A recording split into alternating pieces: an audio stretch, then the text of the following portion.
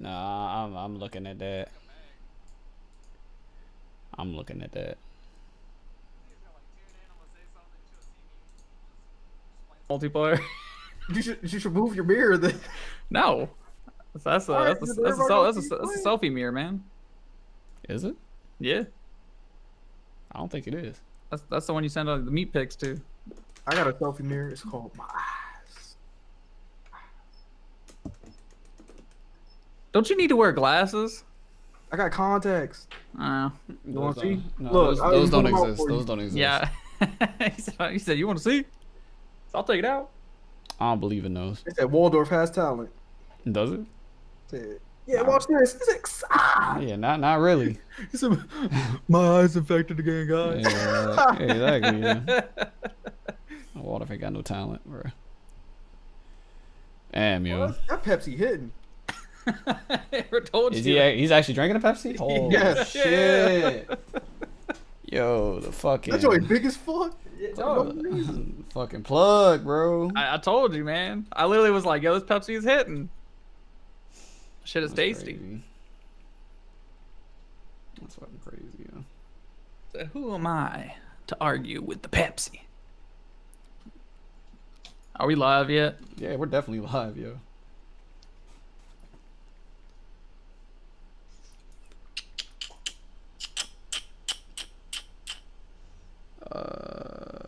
What the hell?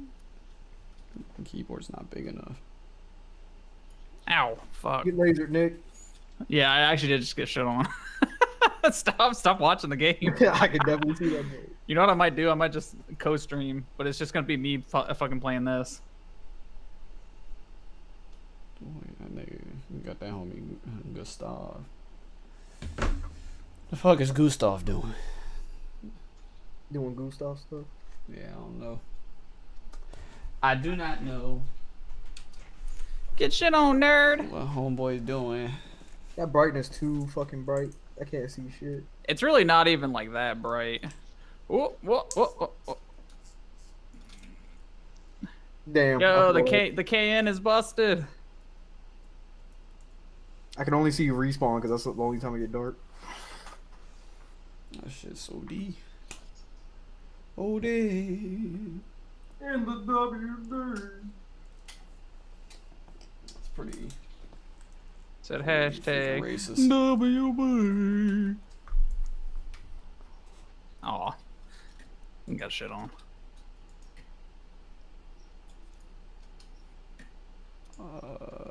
Hey.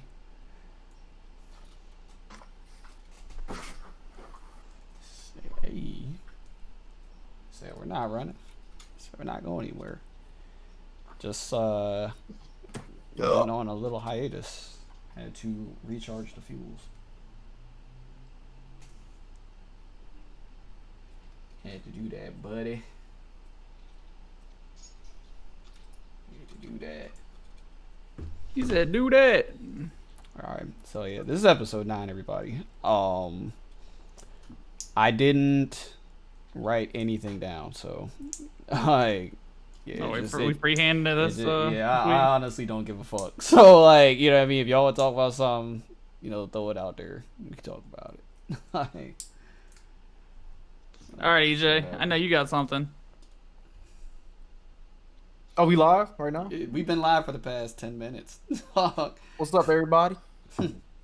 So we were talking earlier, and we wanted to know, like, esports, right? What classifies esports as a sport, and why is it called that? Like, what is the definition of a sport in the first place? That's the first breakdown of the question. What do we classify as a sport? Because there's apparently some confusion in that. Like, you got a lot of actual athletes saying, you know, like video games aren't sports or whatever the case may be, but it has sports in the name when it comes to organizations. So I think the first question is like, what makes a sport in the first place? Well, esports is not a sport. So What I is think a it's just sport? something physical, and this is definitely not physical. This is definitely moving my hands and thumbs. So, That's physical. No, That is physical. If you want to Nah. be technical.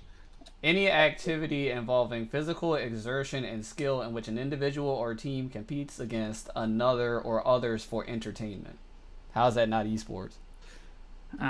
Well, I guess with an accurate terming, yes, I guess it is. But personally, no, I don't count it. Let me see here. Is drone league racing a sport? Are you physically exerting yourself? Nope. A machine is. Then yeah, then that would not. ESPN. Like I don't know. But the thing is, like, you can't classify a sport just because it's on ESPN, because there are technically commercial sports. Like, you know what I mean? Like, we can't. There you go, guys. There's the definition of a sport. Oh, you linked that? Yeah, I put it on the screen. They can see it. Yeah, that's it right there.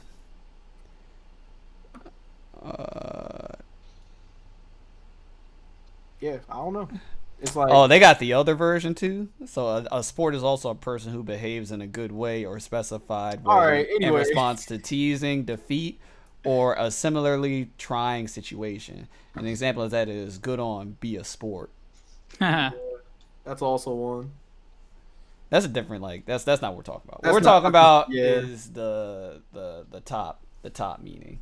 So it's like there are definitely people that can argue that it's not a sport because of the whole quote unquote physical aspect, but you are physically using a controller or keyboard or mouse or some sort, and then you're also like physically exerting your brain power, you know. But it's like it's a really gray area, because there are a lot of like other things that want to be considered sports or considered to be sports that it's just really hard to explain. So like, for instance, like chess and checkers, like to the naked eye we wouldn't classify those as sports, but if we're willing to call esports a thing as a physical sport, like a sport, then those would be considered to be sports too, if you would think about it. I classified it in two different areas. So you've got sports and you've got activities. So you got like a sport, like football. Football is a sport. But then I would think that like bowling and like golf are activities. I don't consider those sports. Like, yes, they are both difficult, but at the same time it's not. I don't know. It's hard to like explain how I look at it. Like it really is. Anything that you would do for survival, I don't classify it as a sport. Hunting isn't a sport. MMA, Fishing isn't a sport. jiu-jitsu, Combat karate. arts, not a sport. Like, those to me personally aren't sports. Like, period. Esports, putting it under the umbrella of like physical sports and such. I wouldn't necessarily classify it as one, but I do feel the day and age that we're at now and how far these other activities are going, there should be subsections.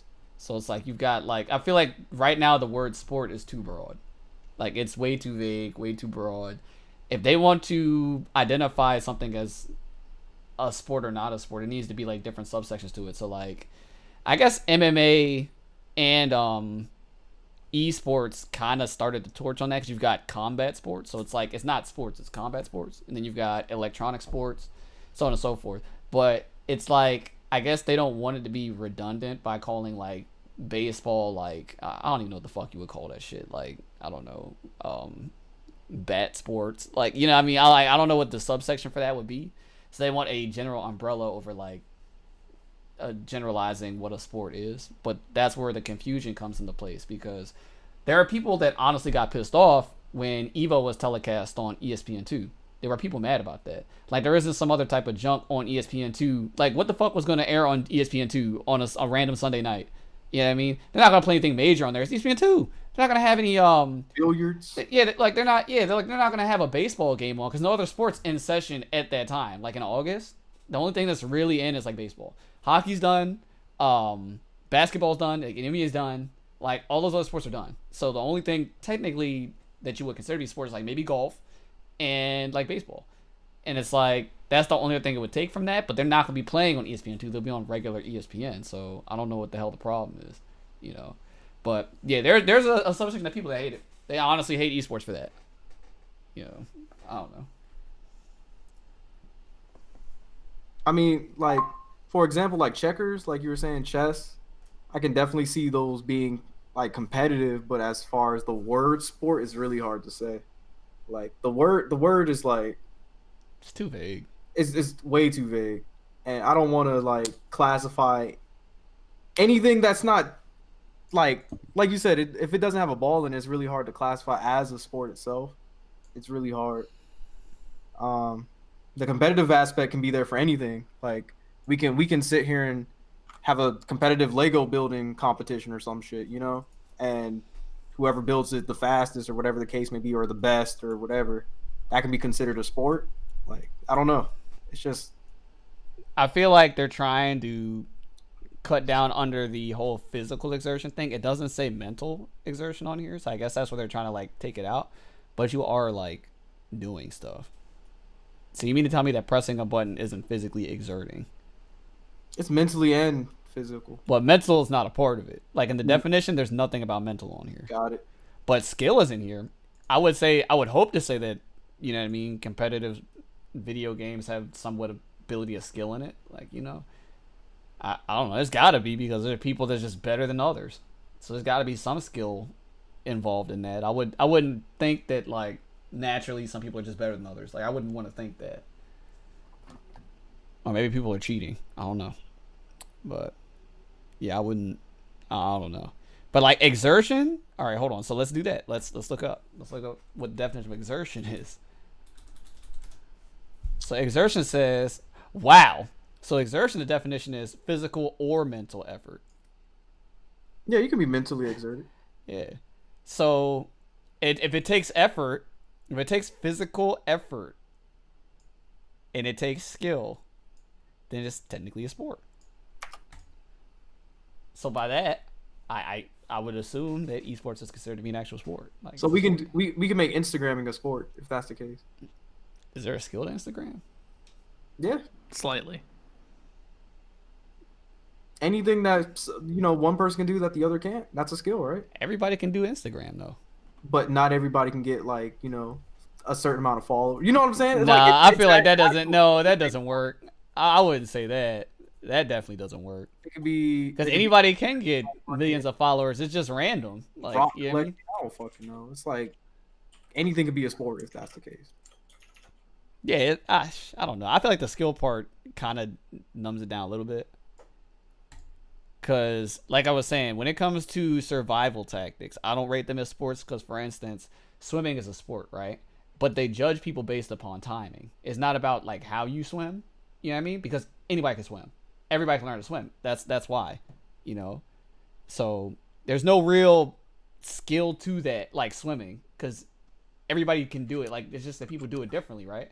So when it becomes a sport is when you add time into it, because swimming fast is a skill. So that's how they, you know what I mean, put the umbrella on it. But like, I don't know. Survival aspects are not freaking sports to me, because everybody can do them.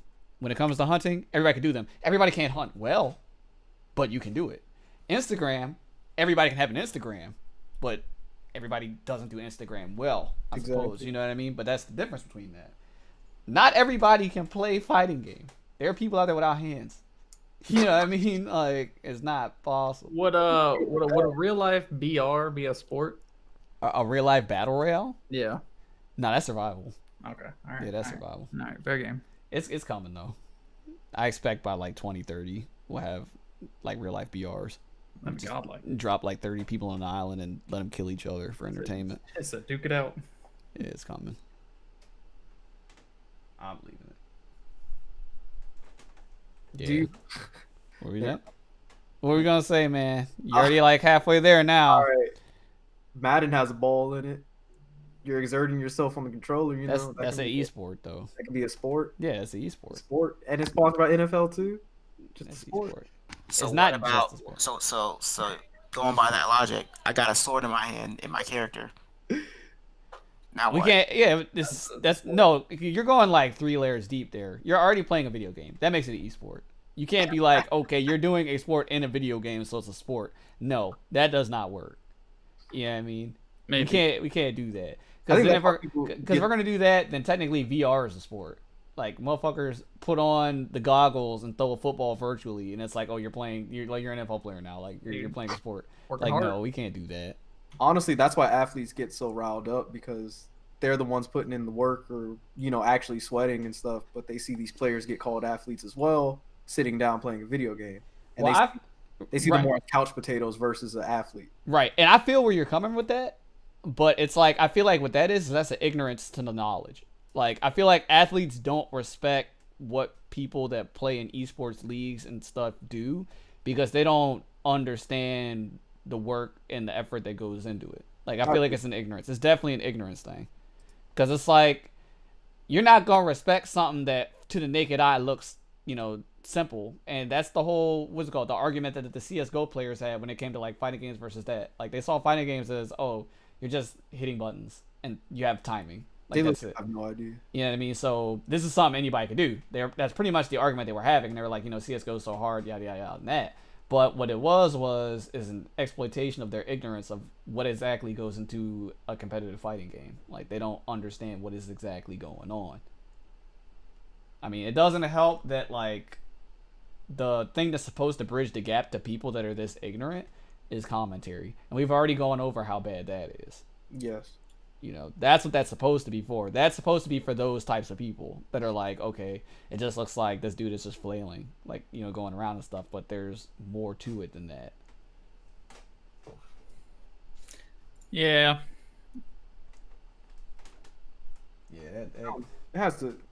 I feel like people just don't dive deep enough into it, and they just look at it from the outside, and they honestly don't know. I'm not protecting it, like saying it is a sport or Right. not, but I think it should be.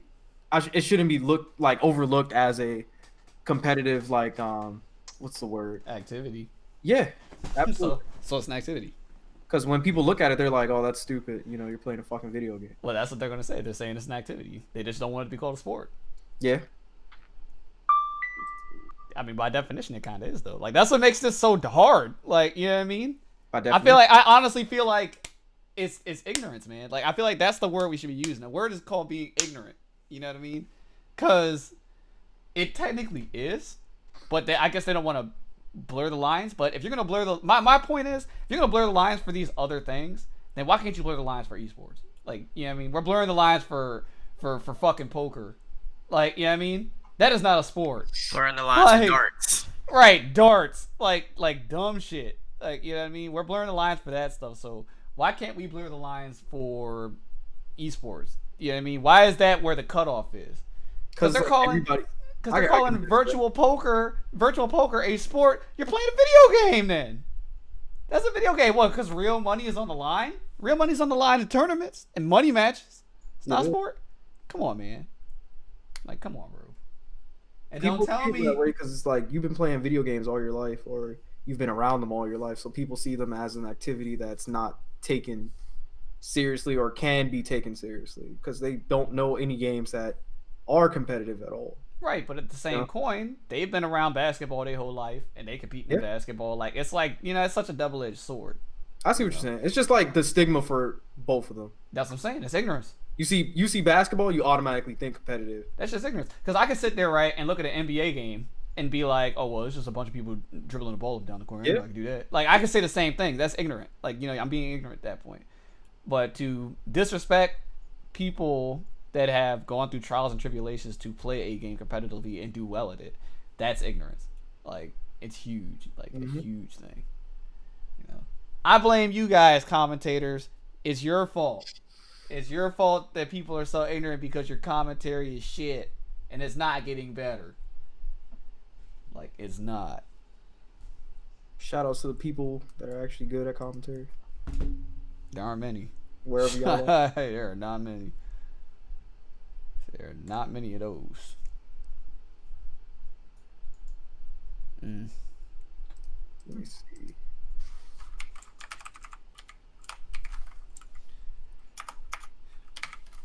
That was my thing though.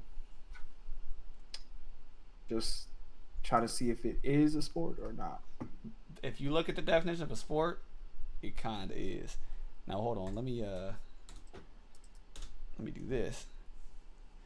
Technically, an e-sport is a multiplayer video game played competitively for spectators, typically by professional gamers. So technically, fighting games aren't an e-sport because it's not multiplayer video game. Well, it is a multiplayer video game. Oh, never mind. I lied. It's an e-sport. So technically, speedrunning is not an e-sport. Hell no. But they're trying to make it into one. Multiplayer. They're making league sport. It doesn't fall in the category. League sport. I'm looking at dimensions. What? Hold on, let me see if I can find the link. Over time for esports. Yo, back in the 1940s, it spiked. Like, what the hell is wrong with you? What was going on in the 1940s? That's crazy. The Ebonic Plague. Nah, that's happening right now. We got one of those already. Jesus. Is speedrunning esports? First article. Speedrunning. I don't consider speedrunning to be esports. They're That's only an activity because it's timed. That's timed. Yeah, it can be timed, so they're trying to make leaderboards based off of what you get. That's activity. That's down there with swimming. That shit ain't a sport. Yeah, it's down there with swimming, man. Dang, I can't. They just made this league. It was on Twitter. It was like everywhere. Oh, what, a speedrunning league? Yes. Why? It's a legit league, bro. Why to make a league on? I don't know. Yeah, I kind of feel like it was already a league. They had the forums and all that. What? Are you kidding me? Yo. It disbanded? No, it's still there. They said that shit is done. Apparently, I didn't know this, so if y'all laugh, it's whatever. Clash of Clans has an esports league. No, I knew about that. Yeah, that's pretty real. Are you? Yeah, nah, people like get it in Clash of Clans, bro. I mean, it's a mobile MOBA. It's kind of what it is. Looks funny. They're on their phones, bro. Like, Yeah. Yeah. Mobile gaming is like the wave, man. Like if you look at like the sales ratios for like gaming, console gaming, PC gaming is like way down as compared to like mobile gaming. That shit's like up, bro. That's where you make your money. That's why all these bigger companies and stuff are focusing on mobile games. Like when the last time you seen like an actual what's it called, game from like Konami outside of like Metal Gear Survive? Now it's however many years ago, because they're into the mobile gaming platform and they're into the gambling, like, you know what I mean, they make like the casino games and such. And it's the same thing with Square Enix releases so many mobile games, like, you know what I mean, their console games are kind of booty now, but like Their mobile games be hitting. yeah, their mobile games, that's where they're making the majority of their money now. Like that shit is huge. Everybody plays mobile games. You know, because I guess if you look at your audience, right, it's like not everybody has a computer. Like not everybody has $1,000 computer in the house. Not everybody has an Xbox, has a PS4, so on and so forth. But everybody's got a smartphone. Like, you know what I mean? We're looking at like 98 to 99% of the population has one of these devices, versus like 60 to 70%. So from a sales margin, it makes sense for them to focus on that. But yeah, that's just crazy, man. Yeah, Clash of Clans, it's an esport, bro. That's nuts. Takes skill, bro. I know it's technically tapping your screen. I said the same shit with League. I was like, you're just clicking your mouse. But I mean, I don't know. Like, that's me being ignorant. I don't understand League. I don't play that shit. You know, that's ignorance. That's crazy. Oh, I found it. The league is called Pace. There you go. That sounds like a video game version of PETA. I think we're kind of done with that. Okay then. All right. Pace don't exist. Yeah, pack them up. Yeah, they're done.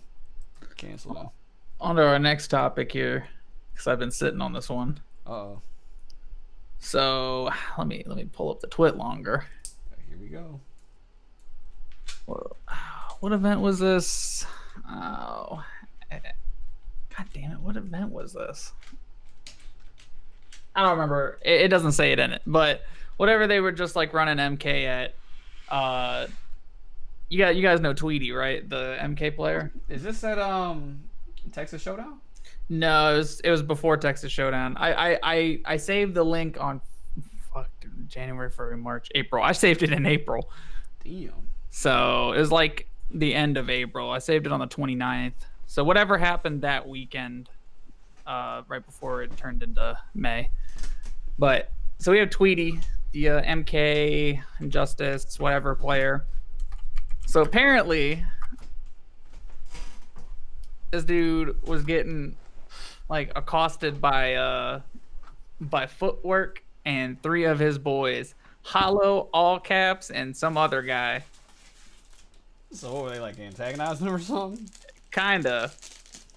So you want me to read you the? You want me to read you the Twit longer? About to have another corn segment. All right, what's Yeah. going on in the world of corn? So it says, I walked into the venue at 6:30 to warm up for top 8 at 7 p.m. Sat down by myself at a setup across from Burrito Voorhees and another guy. Corn, Footwork, and 3 of his boys, Hollow, All Caps, and I don't know the other, started charging my direction, yelling, "Let me holla at you." Okay. That part got me. They crowded around me to where I couldn't get out without going through one of them. They kept saying that I talk too much shit. At first, I thought they weren't being as serious as they were, and I challenged them to a money match. Their response to that was, "Nah, this ain't a game, bitch. You said D-Town is full of..." Damn, can I say that? Say what? What? Female genitalia. Yeah, you probably shouldn't say that. All right. P word, huh? Vaginas. Yeah. Full of vaginas. Is our little bro, and you said that. I tried to explain that I didn't say that, and that LL Cool J. Why is this dude's name LL Cool J?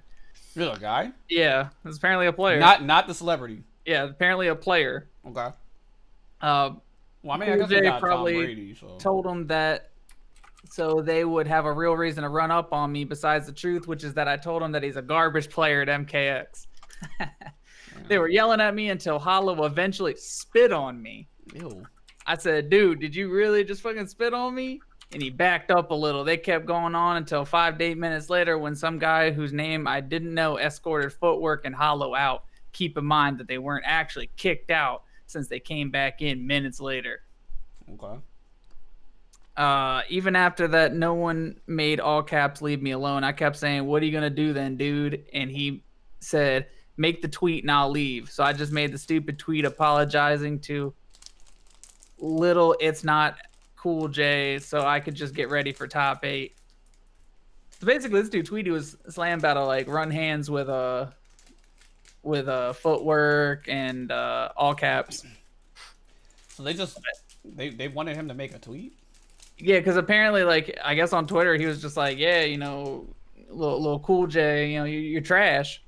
But they said that he was like the whole like scene from where they're from is trash, and they like took it personally. So they're gonna they like ran up on this dude, and we're gonna like beat the shit out of him. That's kind of OD. That's that Detroit shit. I mean, I guess. Isn't they taking it out of context with the games and shit? That don't make sense to me. That's So a little extra. That is my corn segment for the week. The whole week. Yeah, I mean, There's I'll gonna be probably have something another else. one next Yeah, I week. was about to say. There's always something. There's always something like a lot of the new age players don't even know who Corn is anymore. Like, you know what I mean? I guess a lot of like 09ers remember Corn because that's when it was like a thing. But like competitively, when's the last time you've seen like Corn? No one. Because Footwork, I guess he's still Corn, but he's got a legitimate sponsor. Like he doesn't rep Corn anymore. Nah, I don't think he can. You know. That's crazy. So, like, people that actually have the acronym CORN in front of their names doing well in tournaments and stuff, like... Yeah, that is a dead time. Mm-hmm. You got freaking All Caps, like, threatening to beat up gays and shit. Like, yeah, I don't understand what's going on with All Caps. Like, I don't know. it's age, man. He's losing his mind. Possibly. Yeah. Not all people. Not all old people lose their minds, just most of them. Yeah. It's only a select few. Yeah, just most of them. It happens though. But yeah, that's my corn segment. I really don't, there's really no discussion. It's just It's just what's going on. It was I an just update. wanted to I Yeah. made sure I made my own Discord so I could just dump links in it in case I forgot about it. And I was like, look, this is important. I need to keep this. Just updating that. So why is he being so controversial? Like, is it him or is he Like, does he deserve it, or is it just because of his appearance? Oh, Tweety. Yeah. He like got into some like thing a while ago. I think it was during Injustice 2. And he was like talking shit about this player, and he like said something, but then it came out that like the dude's dad had like some crazy like uncurable disease. Yikes. And Tweety didn't know that, but he was like talking shit. And everyone's like, "Wow, you're such an asshole. His dad's dying." And he's like, "I didn't know that. Yeah, how am I supposed to know that? My bad." But then they like went towards this dude's sponsor and got him unsponsored. That's a little extra. And then like now like apparently like nobody's trying to like sponsor this dude because of that.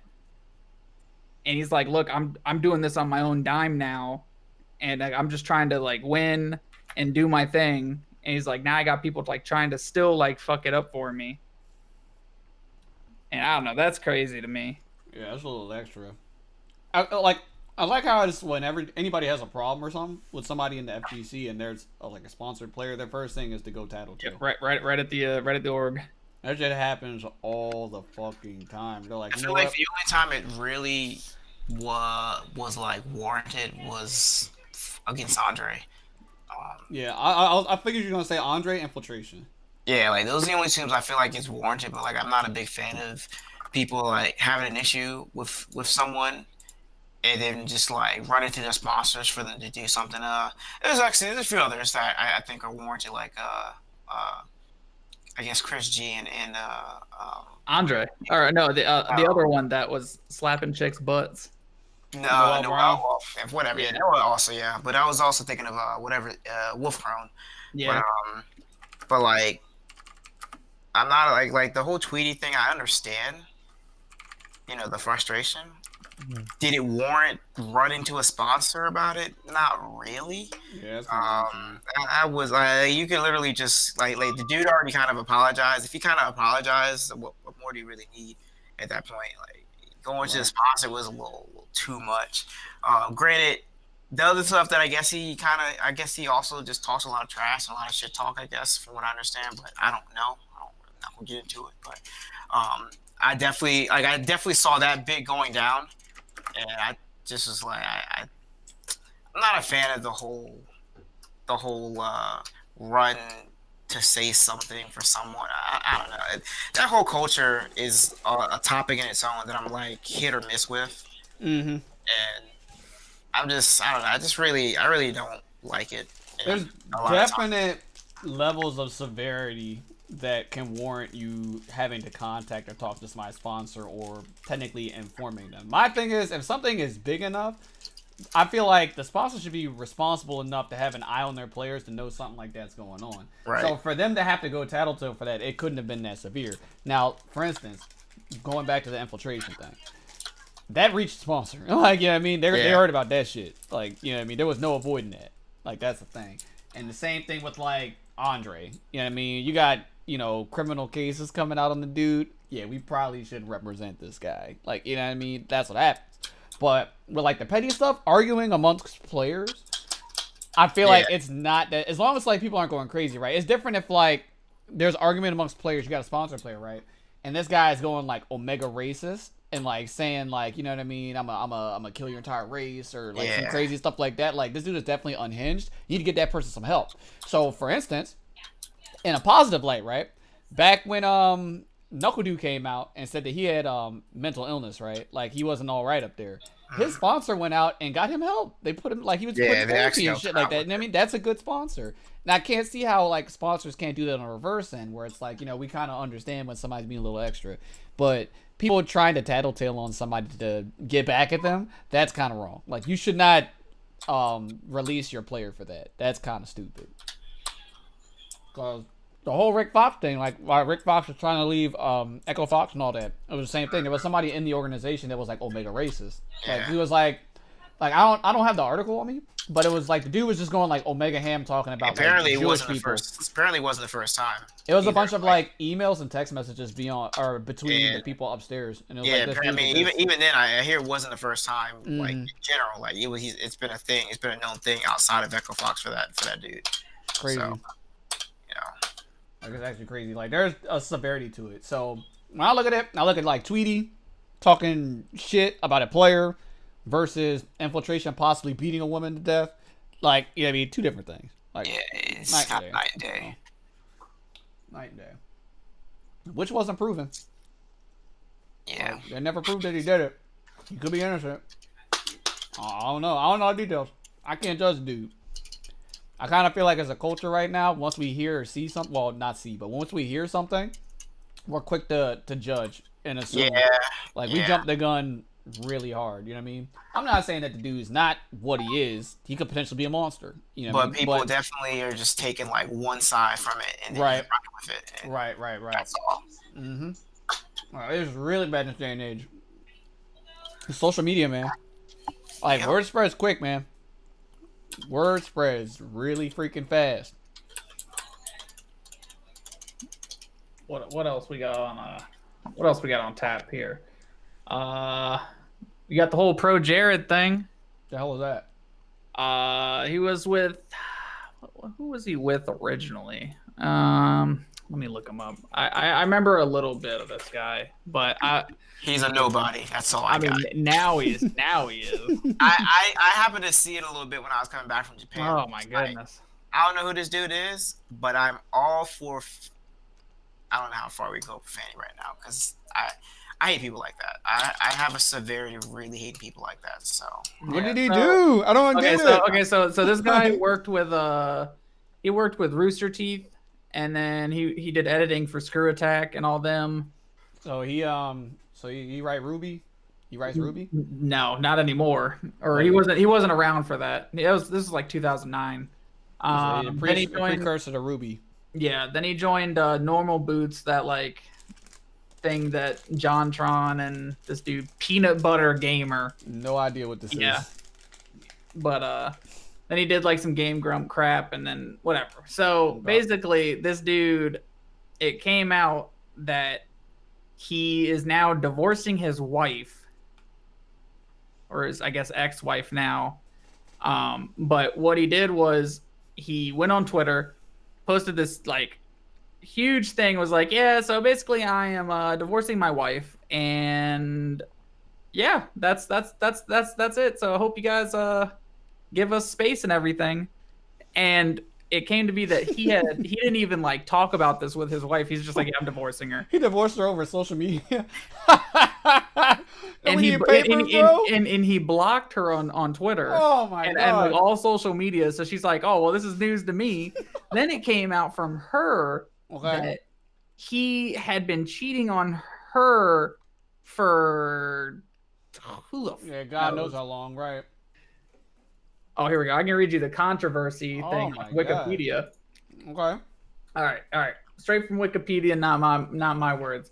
On May 8th, 2009, Pro Jared issued a statement on Twitter announcing his amicable divorce from his wife, Heidi O'Farrell, of 5 years. The first reply came from Holly Conrad, voicing support in his since deleted tweet. Pro Jared's estranged wife, Heidi O'Farrell, soon responded on Twitter. I've recently learned that my husband, Pro Jared, has been, I guess, fucking Holly Conrad behind my back for months. I have no idea what announcement he just made because he had blocked me. Nice. Holly Conrad worked with Pro Jared on the Dungeons and Dragons projects recently divorced Ross O'Donovan, who was also part of Game Grumps. O'Farrell proceeded to allege Pro Jared used social media for sexting with not only Conrad, but also fans of his videos. She also alleged emotional abuse. Within hours, purported fans began posting allegations of impropriety. Jesus, that's a long word. By Pro Jared, some of who claimed that they were under 18 at the time, with testimonials and photographic evidence. Yikes. Specifically has been alleged that Pro Jared used the microblogging website to solicit nudes from fans under the username SinJared. Normal Boots released a statement on May 9th, severing their business relationship with Pro Jared. Ran out of breath. And noting he has been under investigation for inappropriate conduct since April 4th. YouTube channels Game Grumps, Peanut Butter Gamer, The Completionist, Oni Plays, and Did You Know Gaming also removed episodes featuring Pro Jared from their channels. Dungeons and Dragons replaced Pro Jared and Conrad at D&D Live 2019 event with Alex Lee, blah, blah, don't care. As a result of the backlash from the controversies, Pro Jared's channel lost over 100,000 subscribers in less than 24 hours of the announcement of the divorce. My man's went from like 1 point something million like followers on Twitter. I think he has maybe a little over 100,000 right now. Yikes. Like this dude's career destroyed. Yeah, that's pretty bad. Destroyed. I mean, you know, messing with children will do that to you. Off that R. Kelly shit. And like That's there's awful. like there's like honest to God pictures of this dude sending dick pics. Like my man's whole face in the photo All ripping right. some meat. I'm like, what is going All right, on? look, I'm gonna keep it real with you guys here, man. I don't understand the obsession with taking pictures of your penis. So you know what I mean. I don't get it. Yeah, Alright. I don't know why you would want photos Photographic of that. evidence. Yeah, like I mean, I wouldn't even call it evidence. Like you know what I mean. What? Who the fuck wants that? Like, why is that on your computer? I'm trying to figure out why your face is in it. Why is there pictures of him, man? my man in like the he's just like in like the pose, like the lean back pose. My man said, The freaking yeah, like come on. "That's crazy. That's crazy." The freaking information superhighway with they dick out. Who trying to be scrolling through the shit and see a penis, man? Like what the hell? Like nobody gets excited off that. I'm pretty sure everybody's reaction is the same. They're like, yo, like there's dick there. Yeah, so who's sending me pictures right now? He's sending it to fucking bitches. Yeah, underage kids, man. That's Like up? for no reason. That is wild. They're like, hi, fucked hi. up. Whatever happens to that guy, he fucking deserved it. Well, Like, yeah, he is done. yeah, he deserves that shit. Man. You know, feel for his wife. Let alone a breakup over social media. You are divorcing somebody, which is not legal. Like you need documentation. Yeah, I mean he's gone to a whatever it is, a lawyer. Yeah, like I'm sure. Or it's a thing she's now, gone to a lawyer. right. But like at the time, my man's just like, yeah, we're divorced. Like it Yeah. doesn't work like. Yeah, he's that, like, yeah, man. yeah, Like, we're getting divorced. Like, yeah, I mean, he's trying to like break a contract and shit. He's like, yeah, I ripped up our marriage certificate. Motherfucker, you still married? Like what? That shit's crazy. It's like that episode of fucking Office when they were trying to declare bankruptcy and you just said it. Yeah, he's like, yeah, we're bankrupt. Like, no, man, it don't That's work how it like works. that. Does not work like that, man. What a time we freaking live in, man. This shit is crazy.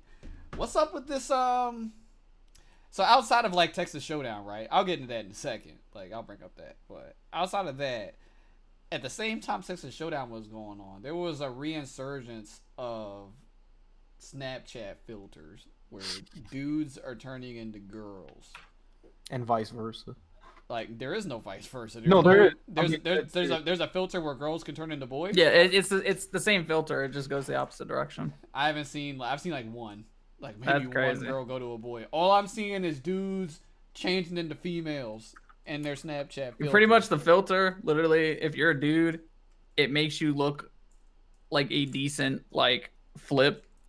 You're like, oh, okay, that's kind of cool. Then when like the girls use it, it makes them look like 45-year-old like Italian dudes. Like they all got like the freaking like 12 o'clock shadow, and I'm like, what is going on in these video flip or in these flips right now? I see. I don't understand the obsession behind it because I'm pretty sure that definitely jumped and increased into people sliding into DMs.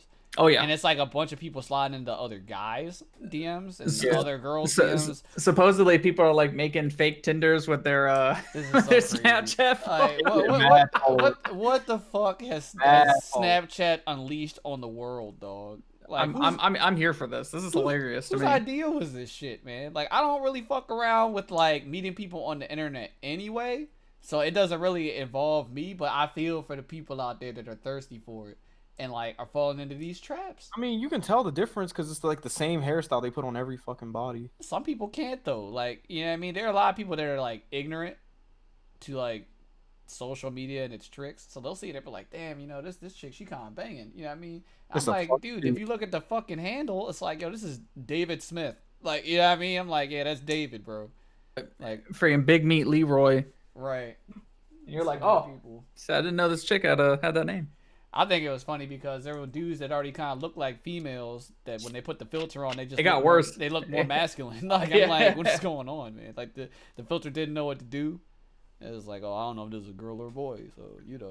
That's what Skid said. He's like, look, because I put that filter on. He said, honestly, I could put some mascara on and I'd look the exact same. Same. I was like, nice. That's cool, Skid. Yeah, that shit crazy, yo. I don't know. I didn't want to make a segment of it. I'm just like noting it. Like while Texas Showdown was going on, that's what I was seeing on my TL. Like people weren't talking about results; they were talking about that. What else happened the last couple days that I was super confused about? So we had the Tweety thing, we had the Pro Jared thing. What was the other one? I'll come back to it. I can't remember. Right. But yeah, with Texas Showdown, it was another Arc Rivo qualifier. So we had Shinku. I don't know if he was already qualified or not. He qualified for BB Tag. For CF, we had Elion. Yeah, I think Elion qualified for CF. I believe. Yeah, I believe Elion won Texas Showdown. Nah, he did. And then Guilty Gear, I couldn't tell you because I don't follow that game. So Kid Viper qualified. Okay. Teresa won, but since he already qualified, Kid Viper. Oh, so they're doing that ruling. Yeah, so KV got second, so he ended up auto qualifying. Because I know the way Capcom Cup they do theirs. If you get second place and the person that wins already qualified, is the second place like as you getting second place, you don't qualify. No, we actually know how rules work over here in anime, so. No, Yeah. don't. I don't necessarily agree with that. You're a loser. You didn't win. Fuck you. You don't get a spot. That's me. Like you know what I mean.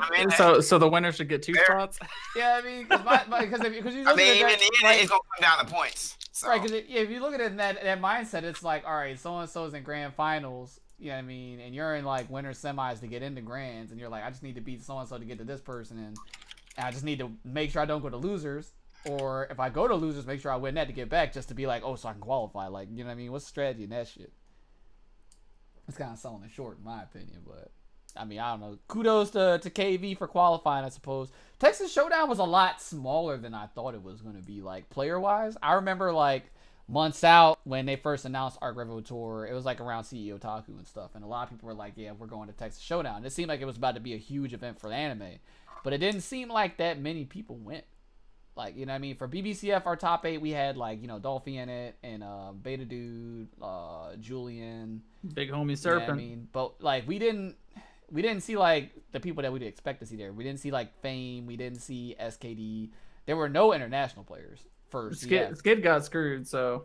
You know, but he's already qualified anyway. Yeah. He qualified at that jump joint or whatever the hell that tournament was called. The bumper shit or whatever. I don't remember what it was called. It was something. He got qualified there, though.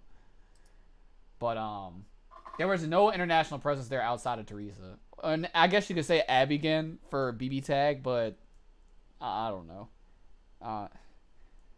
People don't think and associate Abigail with BB Tag. Like that's the Marvel 3 player. You know. And then I know JB won Texas Showdown for Street Fighter 5, but I only saw that because of social media. I ain't watch all that. You know, we tend to stay more so on the anime side. I can't really quote on tournament organization because I did not attend the event, so I don't know if it was like lit there. We can't. I feel like as a community we get beer goggles for how an event is ran based upon the after hours activities, like what we do on our time. That is true. Just because you had a good time with your boys after the tournament doesn't make the tournament great. All right, you had a good time with your boys. You can do the same exact shit without having a competition involved. Like, I'm just saying, you know. So don't let that shit jade you and confuse you. Because a lot of people are associating that with, like, EVO, for instance. Like, you know, EVO is a great time. When it's like all the stuff that you're excited about doing have nothing to do with the fucking tournament. Like, you could just go to Vegas and do that. Like, if you wanted to. But it's funny because it actually brings out something that I saw on social media out of Texas Showdown where it's like, a lot of fighting game players, when it comes to character strengths and such, I feel like they look at them with jaded eyes, depending upon how a character places in tournament. So, for instance, right, I feel like people have a hard time associating the difference between a strong character and a strong player. So if a low tier character makes a top 8 and does well in the top 8, all of a sudden this character is slept on. Like, oh, this character slept on, yada yada. When it's not, okay, the person piloting this character is just fucking amazing. You know, it's not like we're jumping a character up on a tier list because somebody plays the character well. It's like, no, it doesn't work like that. So a lot of people had beer goggles because they were saying that BB Tag Noelle is aight. They were like, she's like mid to like okay. And I don't think she's like No. I don't think she's mid to ass. I don't think she's No. terrible in the game, but that No. character's got problems. You know what I mean? It's like, you know, I can't take a lot of words from a lot of people who play BB Tag because a lot of people still don't do a lot of thing is, there were CF players saying this shit. like they're still doing, in my opinion, like week 1, month 1, day 1 stuff. In my opinion. No, I agree with you. So like I can't take anyone's word on a lot of things said when like something like this happens. All of a sudden, Noelle is slept on. Like I don't think she was slept on. I just don't think you guys know what's going on. Well, it's the same people that'll sit there and get their back blown out by characters that they have a lot of ignorance towards, and it's the same thing. Like, oh my god, Bullet's broken. Oh my god, Terumi is broken. And it's like you never understood it in the first place. Yeah. You know what I mean? I couldn't believe that. I remember I sat there and watched somebody and they were like, yeah, I don't know what to do about this Terumi shit. I'm like, bro, your character like destroys him. Like, you're just playing the matchup wrong. You know what I mean? Oh my god, Bullet, she does so much damage. Damage does not equal a strong character. Like, what does that mean? Yo, Tater did mad damage in CT. That character was fucking terrible. Yeah, that character couldn't do anything. His frame data was horrible, man. Like, it was really fucking bad. If you're playing the game correctly, technically everybody in the cast beats him. Like, come on, man. So I can't get behind the whole beer goggles thing. Anytime I see that on Twitter, it just triggers the living shit out of me because it's like I'm gonna sit here and try to correct somebody and be like, yo, I feel like you're just overreacting because somebody did well with the character, and they're gonna be like, nah, you're wrong, and it's gonna be a whole thing. You know what I mean? So I just shut up. When you look at my social media, I'm pretty quiet and tame because I don't want to start the argument over dumb shit, like start the threads and all that. Like I have enough self-control to do that, but I feel like these people that are saying the dumb shit should have enough self-control not to say stupid shit on the social media either. Like, that's a thing. I don't know, man. Just because a bad character does well doesn't mean the character's great. It means that everybody's trash. That's what it means. It means all the people that person got through need to step their shit up. Like, I mean, it is what it is, man. We're not gonna sit here and, like, fucking lie and say that, Bullet is mid-tier, mid to high tier. We're not gonna say that shit. Like, come on, man. That character has neutral problems. I don't know. That's my thing. On that, yo. It's like when Abigail was playing that She-Hulk team, making it pretty far. Everybody thought She-Hulk and Tron were top. I mean, She-Hulk and Tron back in Vanilla Marvel were really They were good. pretty good back then. I'm talking like but he was playing. Yeah, he wasn't. Abigail wasn't really playing vanilla. They were playing Ultimate. Yeah. She-Hulk got hella neutered in Ultimate. Yeah, she did get pretty bad. Like he was playing like She-Hulk, Tron, Thor. Yep. My ass team. And like Tron was like she was okay. She did a lot of damage and stuff, but Tron Her had assist got nerfed. That was her big thing. her assist got nerfed because it was stupid, and she also had neutral problems. She has neutral problems. Yeah. In Marvel 3. A lot of people were complaining about her buttons and stuff, but like a lot of them you could low profile. You know, but people, you know, don't do their fucking research. You know, people don't lab. You know, it is what it is. It is what it is when it comes to that, yo. Oh, I found my my updated topic. Let's see. Go ahead and indulge us, brother. So I'm gonna say we, and I'm gonna expect nobody to know. Do we all know James Charles, the like makeup dude? No. Okay. Oh, yeah. Anyways, so James Charles is like 19 or 20 years old, got a huge following. So that's cool. That's whatever. So it's come out that James Charles has been like trying to convert. I use convert in a really like loose sense. Trying to convert bi guys and straight guys into like not doing like I don't know, like trying to like hook up and stuff. So he's And trying to he's like, turn trying to like people's convert them. sexual preferences to gay. Yes. Okay. And he's like trying to like solicit like married guys, and like apparently some guy he met in like Vegas or somewhere like around there, Arizona, and they went to like Coachella, and he's like, yeah, I got you a ticket, and the guy's like, oh, look, I'm bi, but I didn't really think this is like, this isn't my thing, you're real cool, but it's like whatever.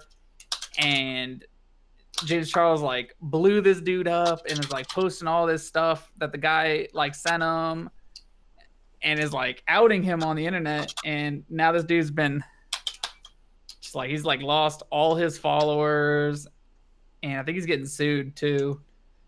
Damn. But yeah, it's like a whole crazy, like this dude made an apology video, and it's now in the top, I think it's in the top 10 most disliked videos on YouTube.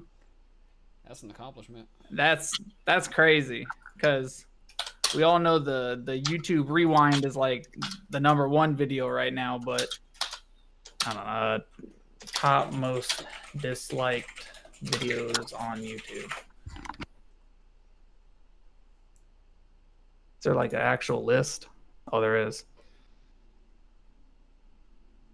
Oh, there's the Logan Paul ones there. That was OD. My Yeah. man is apologizing for filming death.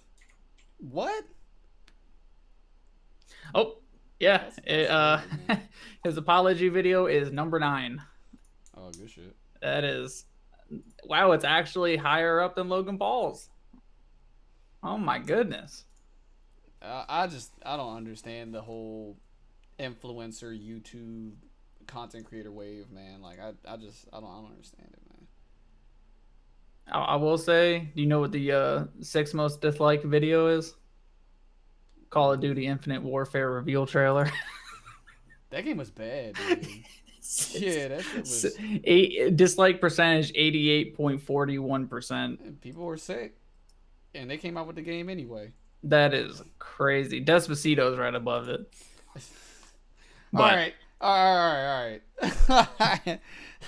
right. So much for that, man. That's crazy. Greg, give us a lowdown on KSB, man. How was that out there, bro? Trash. Oh my gosh, man. So, as I was explaining last night on my stream, I definitely, KSB was a blow up. Okay. So I went for Under Night and Blaze Blue.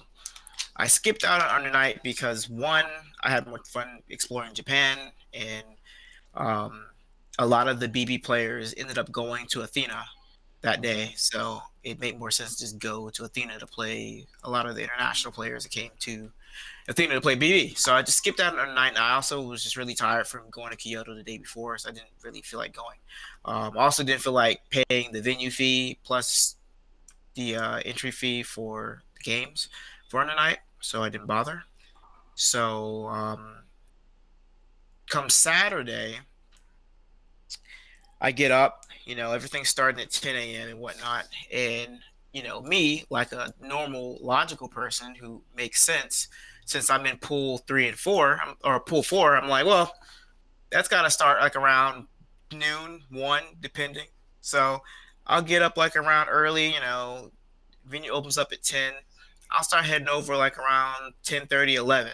So as I'm getting ready to board one of the connecting trains, I get a message from JJ, and JJ's like, yo, they just called your name.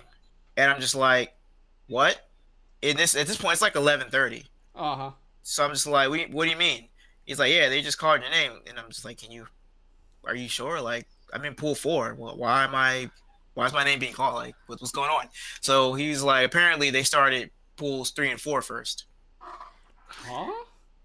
And I'm just like, okay, so like I can't do anything right now because I have to wait for my train, and then when I get off the train, I still have to walk to the venue. Yeah. So I told him to just have them hold it off as long as they can. At this point, I'm pretty much just like, do I even want to go? Right. Like, I don't want to sit here and rush and hold things up and I get in there and I'm paying all the venue fees, then I'm out without even paying, without even playing. So as as I got closer, I ended up just going anyway, and they ended up doing all the other matches before getting to mine. So basically, it was like if I didn't get there in time before my match, like before they couldn't actually hold off all my matches because everything else is done, then they just moved me to losers. But I got there in time and I played, and I went 2-1 the first match. I had to reconfigure my buttons because my D button, obviously my most important button, wasn't working. And I only figured that out because of button chat that we did beforehand. So I had to reconfigure all my buttons over, and that kind of threw things off a little bit. On top of me basically just playing raw because I didn't get to actually warm up, and it's crowded and there's no casual setups because that's just how it is. So I went 2-1, ended up having to go and find someone with a screwdriver to open up the stick.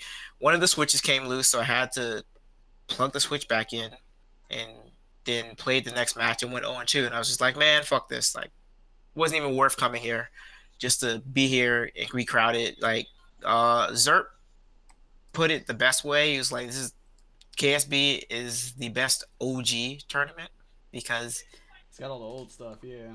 Yeah, it's like, well, not that. It's just more so it's crowded. All the setups are for tournament. There's no casuals in between. Things are just kind of like all over the place. It's just a mess in a sense.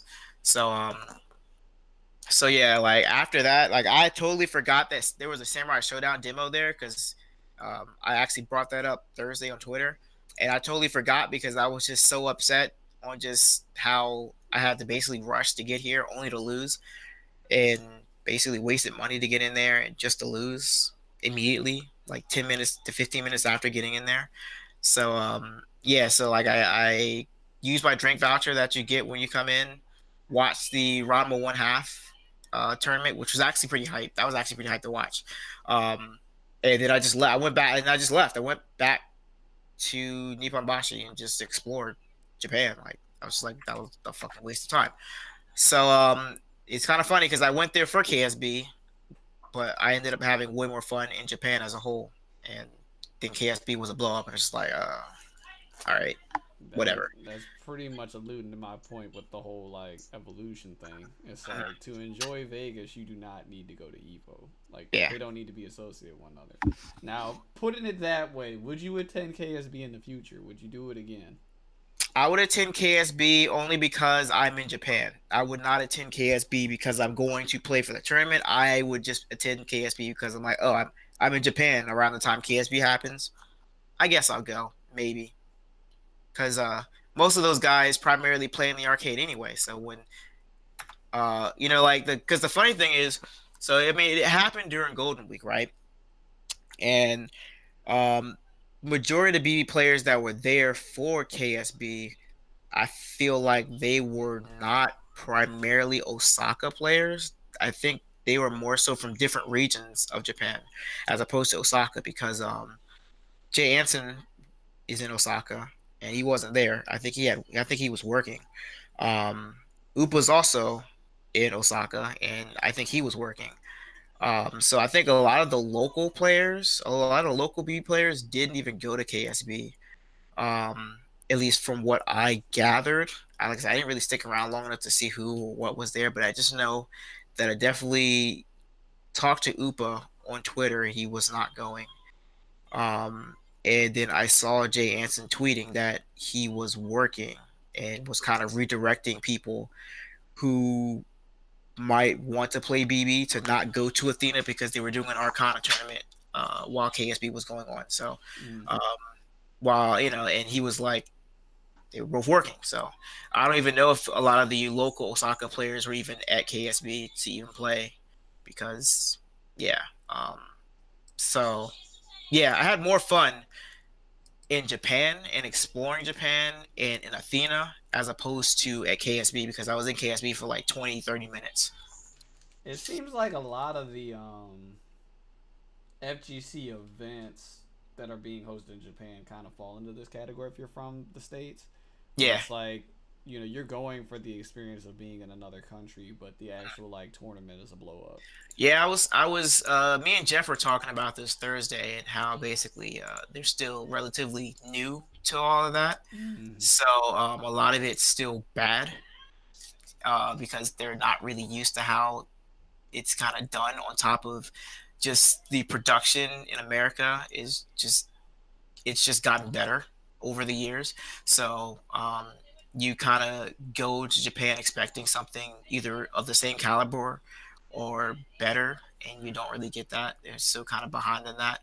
On so it's yeah, like you really go for the experience of playing other Japanese players more so than, hey, I'm at the tournament and I hope I do well. You're kind of, I feel like you're kind of going to the arcades for that as opposed to, hey, let me get in a tournament to get experience. Like you can just go to the arcade to get the experience because a lot of those guys are all good anyway. So you go to the tournament just because that's one thing that you're there for. I wouldn't really, go just for KSB. There's just so much more to explore in Japan as opposed to KSB. Even if you're there to get better, there's better options. Yeah, and I mean, I can't really expect tournaments over there to be anything remotely close to what we do over here because if Right. you really think about it, like in America, we're all about making money. Like we're charging for fucking healthcare for Right, Pete's sake. right. You know what I mean?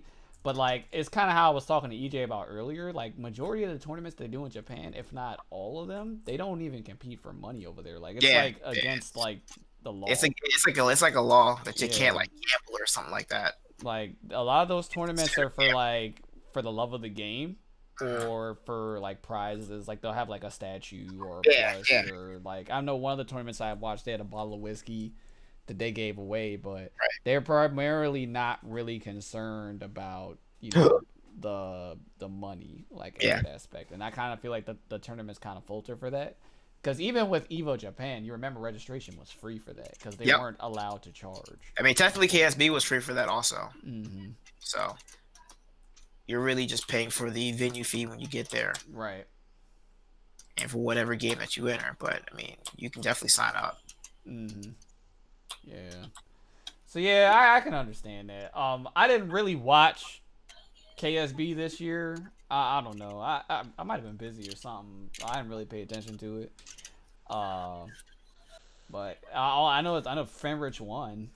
Yeah. Fenrich won, but I don't know. So I can't remember what was going on that weekend. Same weekend as KSB. It might have been a thing where it's just like I just didn't want to get up.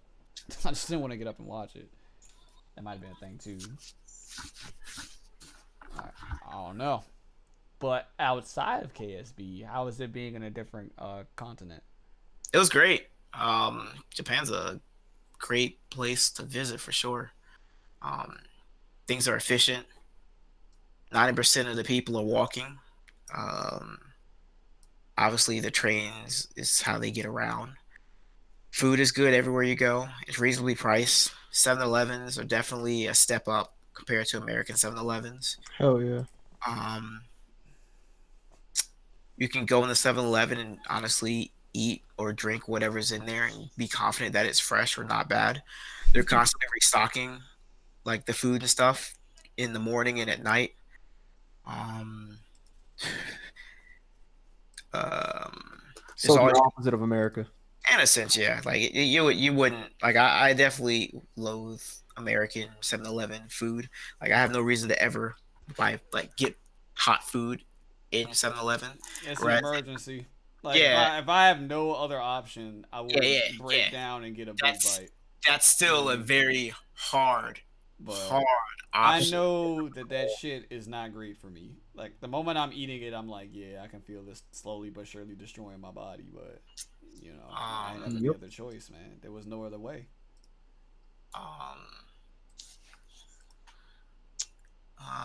Of course, it was packed because it was Golden Week, so that was a thing.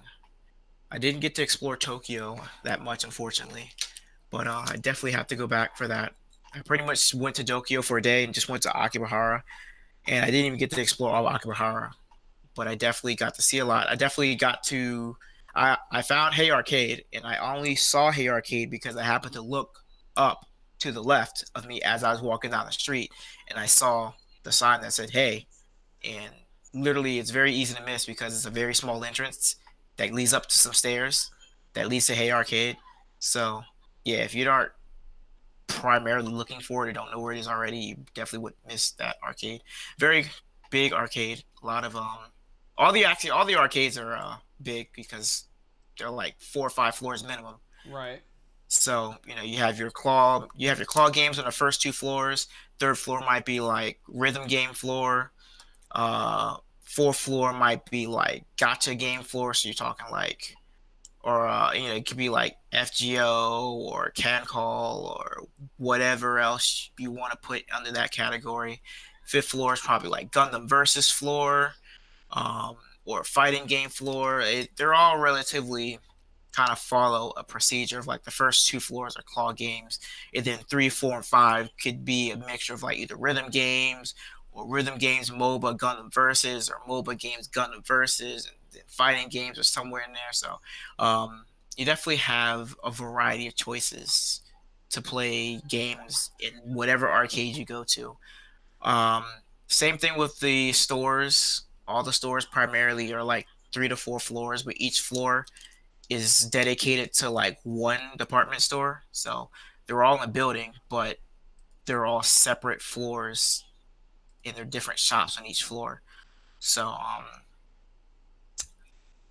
there was definitely a lot of that. A lot of the shops are at least like minimum 2 to 3 floors. That's about all I got, man. All the food's good.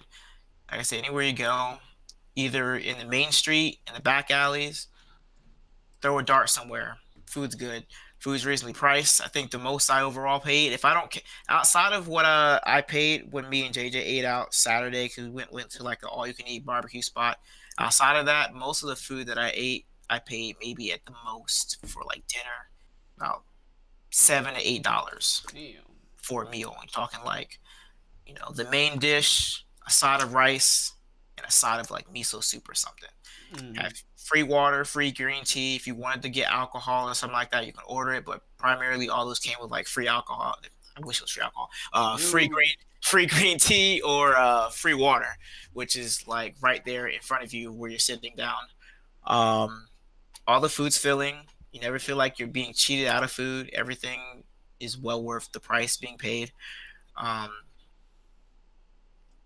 I definitely wish I was able to try more food, because I definitely enjoy trying out food, new foods or different types of food, or the same type of food but done better.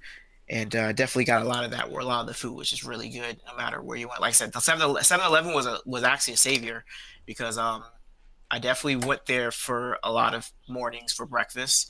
I would just go over there, get like a bottle of tea, and then get like onigiri, like 1 or 2 onigiri, and yeah, that's my breakfast. And it's filling enough that I don't have to like feel like I'm hungry. It fills me up enough that it can hold me over until like lunchtime or just later in the day when I go out. So that was definitely a big lifesaver. I also went there for dinner a few times, maybe like once or twice. The packaged food there is fresh, good. If it needed to be heated up, the employees actually offered to heat it up for me, which was a plus because I didn't have a microwave in my Airbnb. But yeah, they offered to heat it up. They always count the money. They always count the money in front of you. Like when you get your change, they always count the money in front of you. They're supposed to do that here. Yeah, you know how that works. So the trains are definitely extremely efficient. They honestly were never late. There was maybe like 2 trains that I saw that said they were late by like 2 or 3 minutes, and the one train that I was waiting for that said it was like 3 minutes late was actually just like a minute late. So it actually came earlier than the opposed time it said on the actual monitor, which I mean it could have been 3 minutes late and I'd been fine. But So yeah, basically, what you're telling us is that Japan cares about its people. yeah. Oh yeah. So speaking of that, going on more of that. So I was playing the claw game at Taito Station, Okay. and you know, if you've played, I don't think any of you have ever played Yakuza at all, but in Yakuza, you can play claw games and whatnot, and when you're playing the claw game, you can actually go to the game attendant to ask them to readjust the you know, how the game is basically much, or how the prize is set. And I was actually surprised to see that you could do that there in Japan, where if you're trying to win a, you know, if you're trying to win a prize and you kind of are playing it and you get it out of a line, or if it gets to the point where it's um, just really like unwinnable, or just really at a bad angle, you can either ask the attendant, or if the attendant happens to see it, he'll actually open the case and just readjust it back to the default spot that it was at, so you could kind of actually not feel cheated spending money on it. But yeah, like there was actually another dude there. He was trying to win a figure, and my man was like mad adamant about winning it. So um, every time it got really bad, he would just get the attendant. He would just ask the attendant to come and adjust it back to its default placing. And yeah, like they have no problem doing it. And then like my first day there, one of the guys, one of the game attendants was watching me try to win a prize, and he was actually trying to give me tips on like the angle to like put the claw to knock it over, and then just wish me luck as he watched on. I'm just like, damn, like you'll never see this in America. Like dudes, for first off, won't watch you just sit there and try and win the claw game, but they also wouldn't be sitting here giving me tips on how to win the prize. Like it's Yeah, just there have been times I've gone to round one and I'm like, yo, it's jacked up, and my man's just like, nah, you can get that. yeah, yeah. I'm like, what? like, Are nah, you like, serious? come on, bro. Come on, man. Like, He's like, you Uh, sure? yeah, that's just crazy. I'm like, Everything- I don't think I can, bro. Everything in the arcade is 100 yen. Everything is flat out just 100 yen. I was talking to Jeff, and Jeff was saying that Gundam Versus in Osaka was actually 50 yen, as opposed to where in Tokyo it was 100 yen. So you actually just paid 100 yen and just got two games for the price of one. Oh, So okay, he okay. was saying, I guess that made more sense because Gundam Versus is popping over there. Yeah. Like even outside of Golden Week, there was always people on Gundam Versus, like nonstop. And how the arcades are set up over there, specifically like Athena, each floor has their, you know, they have their games. So like Gundam Versus was on the third floor, and then the like BB and a few of the Nesca caps are all on the fourth floor, and then the fifth floor is like the Cydia, the Undernight cabinets, and some of the old Blast City arcade cabinets. But the thing with Japan is that almost every, or I mean, obviously, as you know, because they have YouTube channels and Nico channels and everything, all those arcades have stream setups. So like Gundam, on their floor, they have a stream setup on their floor. The way Athena set up at, you know, for BB, there's a stream setup on that floor. Then you go up to the final floor, there's a stream setup for the Cydia there. It's very convenient for how they have their stream set up, because you know, they have the PC and everything set up there. And then the stream setups, like for BB, the stream setup is away from the other four head-to-head cabs. So this cab is all the way on the side here, and then there's this big ass platform where the monitor is, that's hooked up to that head-to-head cab, so people can actually watch it without having to be over their backs watching it on their on the, you know, or right on them as they're watching the head-to-head. You could actually just sit there and watch the screen that's to the side there. So I mean, that was, like almost every arcade had that. Like Gundam, the Gundam setup had it, that was on the stream. BB stream setup had it. I think the Cydia stream setup had it. Yeah, like almost every arcade that I went, even the one in Tokyo, even when I went to Hey Arcade, like the Street Fighter V setup was live, and you know, they had that big monitor right there where it shows. They would tell you which head-to-head cab is the one that's on the stream setup. So yeah, it is it's really nice to see that they're able to incorporate streaming while still being in the arcade, and nothing really changes. I understand now why, like, a lot of people at least for like BB, you know, a lot of the times you just see the same old characters running through on those stream setups because 9 times out of 10, the other 4 setups are being played on and nobody's trying to get up. Like they'll get up, but they'll get up only to see if anyone else is going to get on. But if no one else gets back on, they'll just pull their card right back out, put in 100 yen, and sit back down. They're not going to just get up and be like, I want to go in the stream setup and play if it's already people playing there. Like, if people's already playing there and I'm right here and no one else is getting on, I mean, There's really not a point to get up. yeah. Like, why would I not just get back on the same setup? So I understand a lot more why, you know, there are weeks where it's just the same characters that show up on the stream setup because those guys just sit there and play. And so either they run out of money or they don't feel like playing, they want to take a break, or they're just going to go home. And it's like that for the other 4 off stream setups where it's just like, I'm not going to get up and wait to be on stream because I don't really care about being on stream. I just want to play people. So the mentality is definitely very different over there, which, I mean, we already knew that, but just seeing it firsthand was actually nice because, I mean, those dudes, they're just trying to play, and they're not really trying to be like, yeah, I was on stream and you see me do this hot combo. Like, I don't have time for that, man. Like, the same stuff they can do on the stream setup, they can just do in the off stream setup. And it's just like, why am I wasting time waiting to play on the stream setup when I could just play right here? So yeah, the mentality is definitely different. Nesca 2 cabs are trash. I definitely do not recommend playing Nesca 2 cabs for anything. I definitely did not play BB tag for half of the first week I was there because of Nesca 2, and the lag is just it's bad. Feels like you're playing online. So yeah, when I actually did play it, I was like, yeah, like, even if I wanted to like test stuff out in this patch, in this BB patch, I'm not doing this shit like right now. So what I didn't realize though is that the new Sega cabs also have BB tag on it.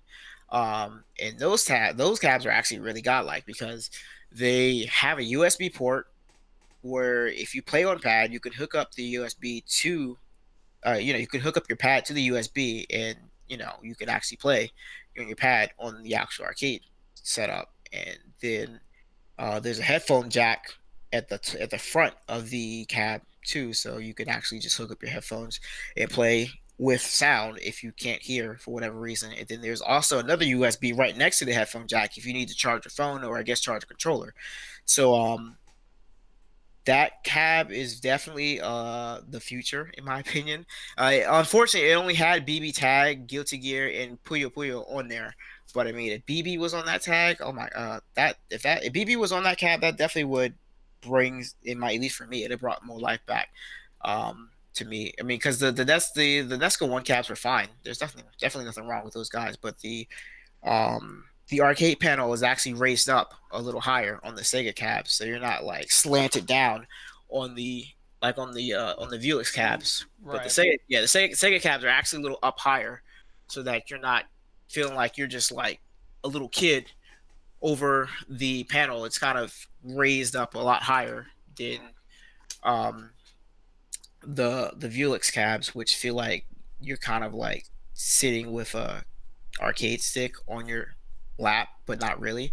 So yeah, those cabs are actually really good. It's just they only have 3 games on it. At least I don't know if they can put other games on it, but just from what I saw, there was only 3 games on there, and I don't play 2 of those 3 games. Right. So of course the game that I'm actually talking about playing is Puyo Puyo. I don't play BB Tag or Guilty Gear. Puyo Puyo is awesome. So yeah, the Nesca 2 cabs, garbage. I definitely I couldn't.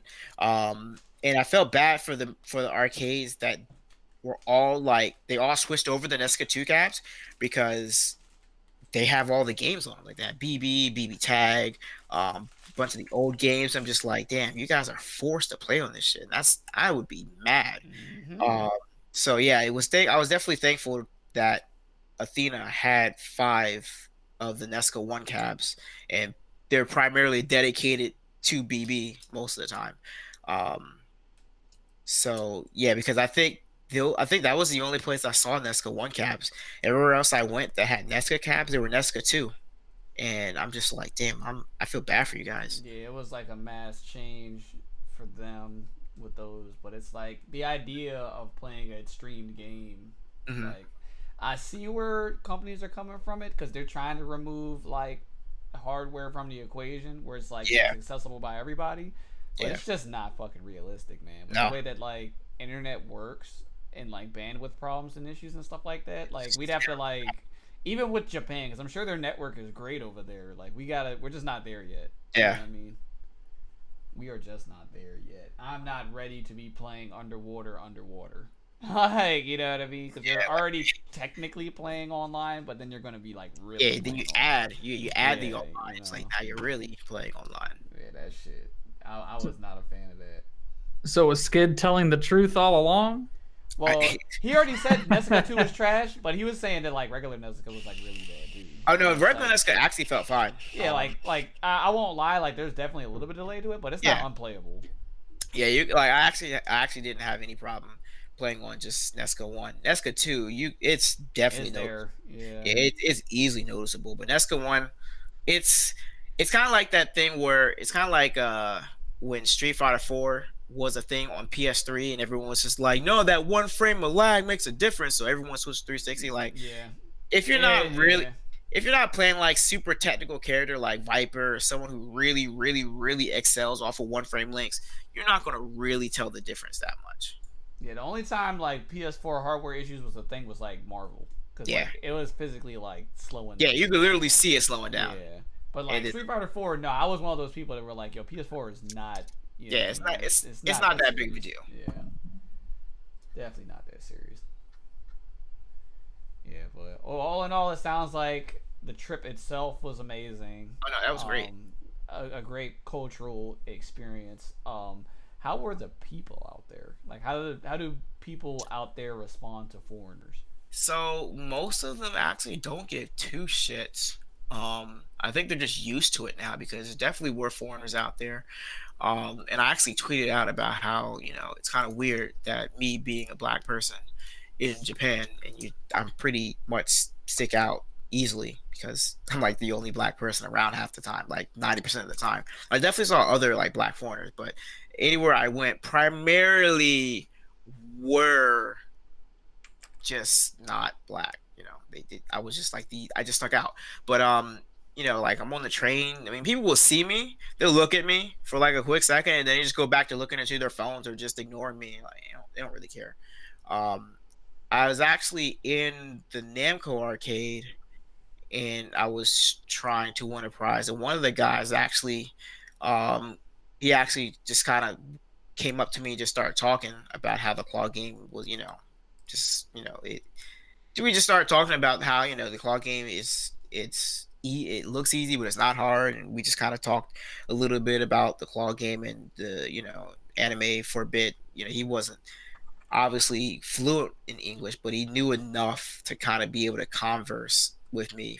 And if it really got to that point, he would just break out his phone and then just translate it from Japanese to English just so I can kind of get what he's trying to say. Right. So no, like the people out there, relatively all either nice, friendly, or they just kind of go on about their business. They're not really they're that like I said, I think they're pretty used to foreigners coming over either for like tourists or just being just living over there as living abroad for whatever reason or just visiting. Because I definitely saw a lot of foreigners in Osaka. I definitely saw way more in my day at Akiba, obviously because it's Akiba, but Osaka still had its fair share of foreigners that were out and about wherever you go. And most of Japan definitely just did not care because they're too busy about their own things. So no, I definitely never felt like I was out of place outside of just the fact that I was already out of place by being in a foreign country by myself. But it never got to the point where it felt like I was being targeted for whatever reason. Like I said, most of the people that I either interacted with or I was around were all relatively nice, or they just didn't they didn't really care. I don't know what else to say. They just didn't really I mean, I can understand that. I can understand that. I know I'm looking on traveling somewhere myself, but it's one of those things where it's like I kind of want to do something different, and I feel like Japan has kind of got a little cliche. Yeah. It's like, you know, everybody and their mother's like, I remember coming up, everybody's like, yo, I gotta get to Japan. I gotta get to Japan. But Yeah. like the world's a pretty big place, and there's a lot of like cool places to travel to out there. You I know? will say, at the very least, I feel like I came to Japan a little too late. Only from a shopping standpoint, because I mean, most of the anime that's out now, I don't really care for most of the stuff that's out. But all the stuff that I do like, it's stuff in the past, and obviously that stuff isn't really in production, or it's not popular right now or anymore. So, when I got over there, it was definitely a little harder to be able to find that stuff because it's not in circulation now. Right. So, yeah, definitely in that regard for like anime and stuff, I definitely think I came a few years too late because all the stuff that's popular over there right now, I don't really care for. Yeah, I can say that. Somebody has a loud fucking car. Yeah, Like, holy I was killing shit, it over boy. there. I could actually hear that upstairs. I heard that. That's wild, yo. Yeah, but I guess that's pretty cool. No surprises here. I kind of figured KSB wasn't all that because nobody was talking about it, and when I did get a glimpse of it, it didn't seem too crazy and all that. So Right. I don't know. I feel like it might have been because it wasn't on Arc Rival Tour, was it? It was. It was on it. It was part of it. It was part of Arc Rival okay. Tour. I thought it wasn't, but No, it was part of it. It just wasn't really. It wasn't really. publicized. It wasn't really publicized that much. Well, congrats to Famrich for qualifying. I think he qualified in the Koji Cog. No, so he actually already qualified. Yeah, so whoever got second, it's another thing like we're guilty. Whoever got second qualified. I don't remember who got second. Yeah. Yep. Shout outs to the homie Koji Cog. So I guess he's in there. I don't even know when that shit ends. How was the language barrier? It wasn't really that bad. I never really felt like it was out of place after I started realizing that most of Japan has at least the basic knowledge of English, or at least a way to, you know, help or at least assist non-Japanese people.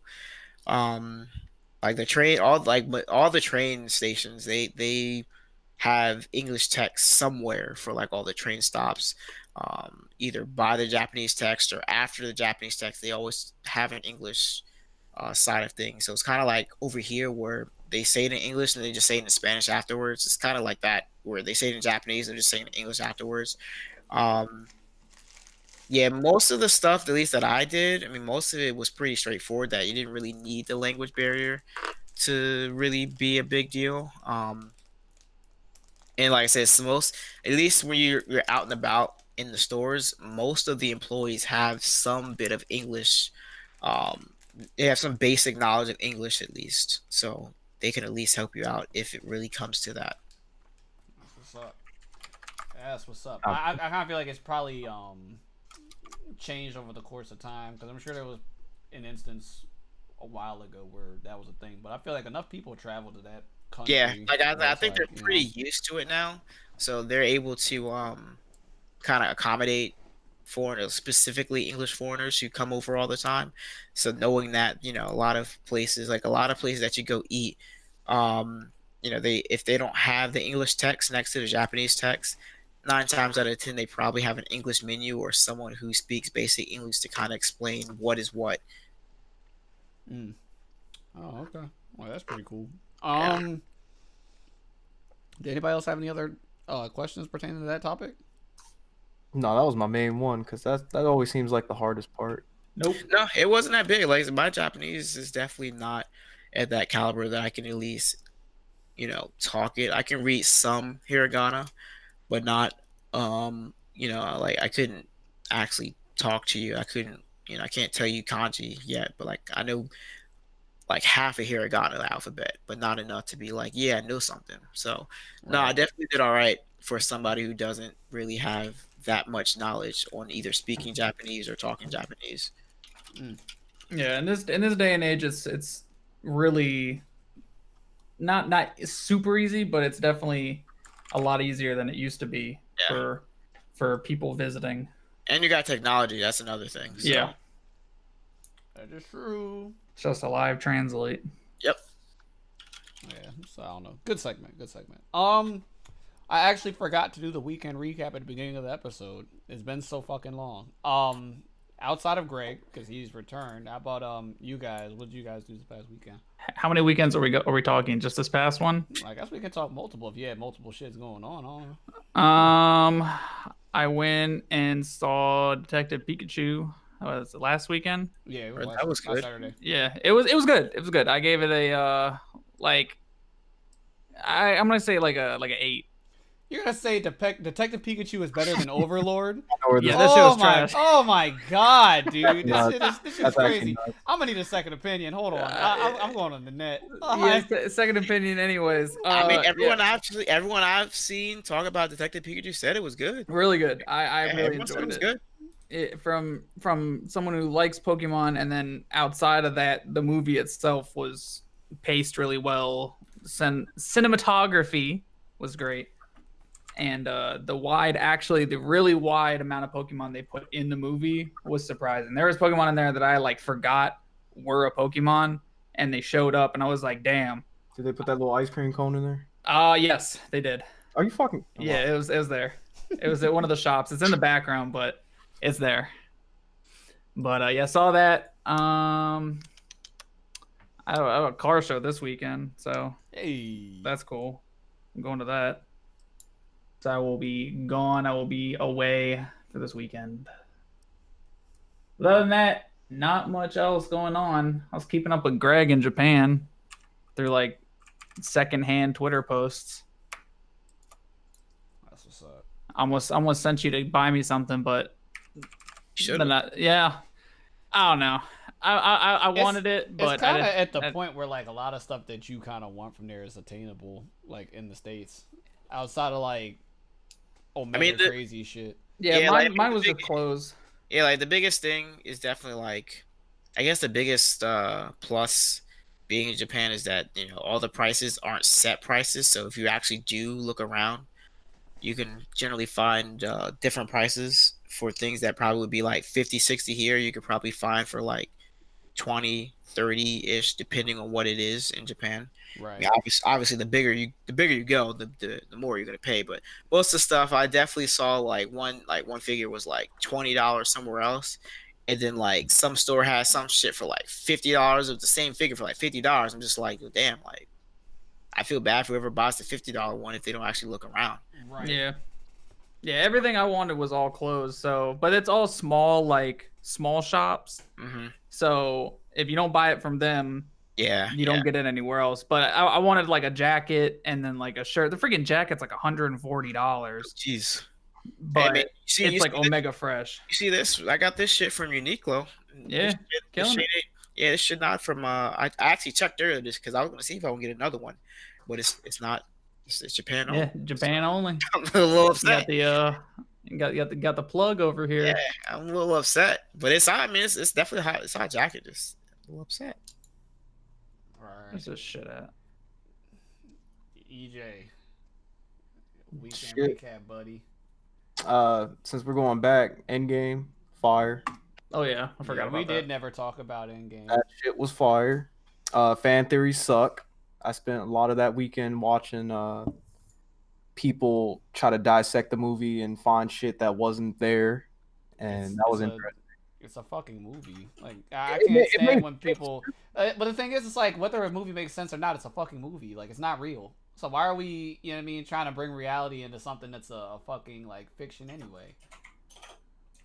You know what I mean? That's like me trying to bring sense to like, you know what I mean, medieval shit. I don't know. I ain't fucking live back then, man. If they got dragons and wizards and shit, fuck it. Like, you know, it is what it is.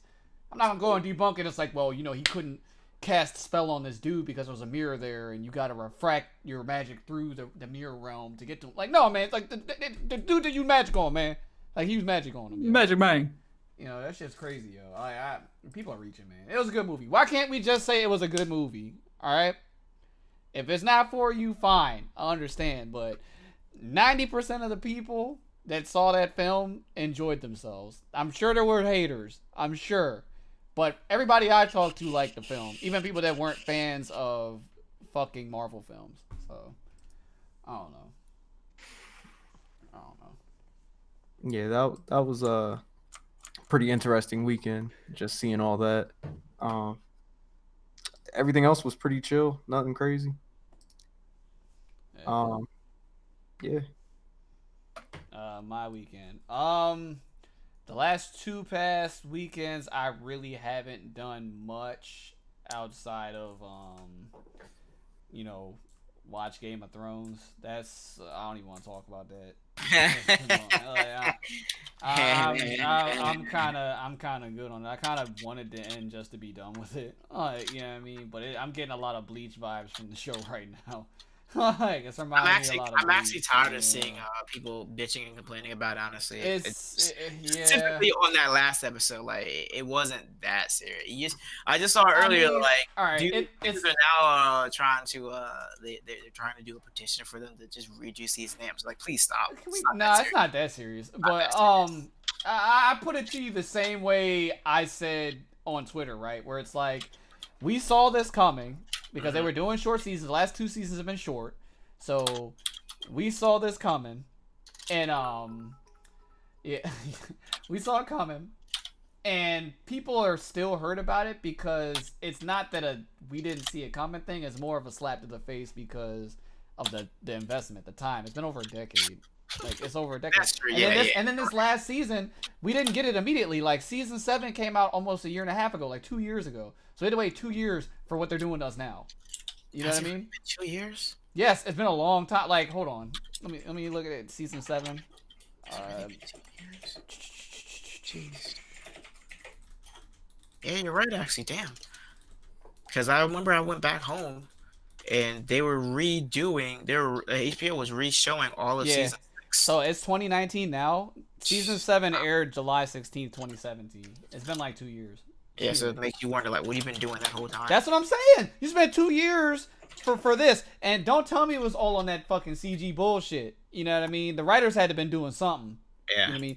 The CG is fine. Outside of like what is actually going on dialogue and like story wise, like the production values are great outside of episode 3. Which one was episode 3? It was the Long Night. It was the Night King battle. The actual battle. You couldn't see shit. That was a big deal because I thought I was wild trying to watch it on my screen. I'm like, I can't see it. No, you can't see it. Yeah, like it was just shot bad. Yeah, it was just how I heard they went back and actually lightened up the episode from what I understood. I hope that when the shit comes out on Blu-ray or when they do reruns or something like that, they do something. Like I hope they like touch up the contrast or something. I'm pretty sure, from what I understood, after their initial run, they actually went back and they actually touched up on the episode so that you can actually see a little more. Because that shit was fucking impossible to see. But like visually, the last episode was pretty great. It was awesome. Yeah. I enjoyed the visuals. Those are great. But everything else is pretty fucking trash. I don't understand how you do 10 years of character arcs and build up and foreshadowing to have so many characters break character in an episode. Like, you know what I mean? Yeah, it was way kind of too many characters. Like I think the biggest problem I had was the Jamie bit. Like I understood. Yeah, a lot of people are pissed about that. I figured that was gonna happen. It was just weird seeing how you just saw what happened, what he did the last episode, and then all of a sudden this happened. She's like, wait, what? Yeah, like, it was. Like, you could tell that bit was a bit rushed. Like if they did that over the course of a couple of episodes. Yeah, they did that like in the beginning of the season, or like beginning last season, or like right before the night wall, the Night King fight. It would have made a little more sense. But like my man literally was just like, all right, let's go. And then the next episode, or like an hour later, it's just like, yeah, so about that. I'm just like, wait, what? Yeah, I feel like it was definitely rushed. I feel like people would not be upset with the way things are going in the show if they took a little bit more time to like show a change in people, but Yeah. they're blowing through story. Like they're Yeah, just like, they're literally blowing trying through everything. In it's one to go. the point where like it's going so fast that it's unbelievable. Like I can't believe this character is doing this because there's no grounds to constitute it. You're just like telling me like this is how Yeah, it is. yeah, And yeah. right. That I can understand a little more because and I'm forced here to accept it. It's like okay, I don't have a choice but to accept it, but it's not believable. Like it's not believable. What's going on. like you know that's the route it's supposed to go, or you can see it going, but there's no context to why it's going that route. It's like it just happened. It's like I'm supposed to blindly follow it and be like, okay, I guess this is where we're going. I'm cool with it. Like, nah, this is why people are getting pissed about it because they.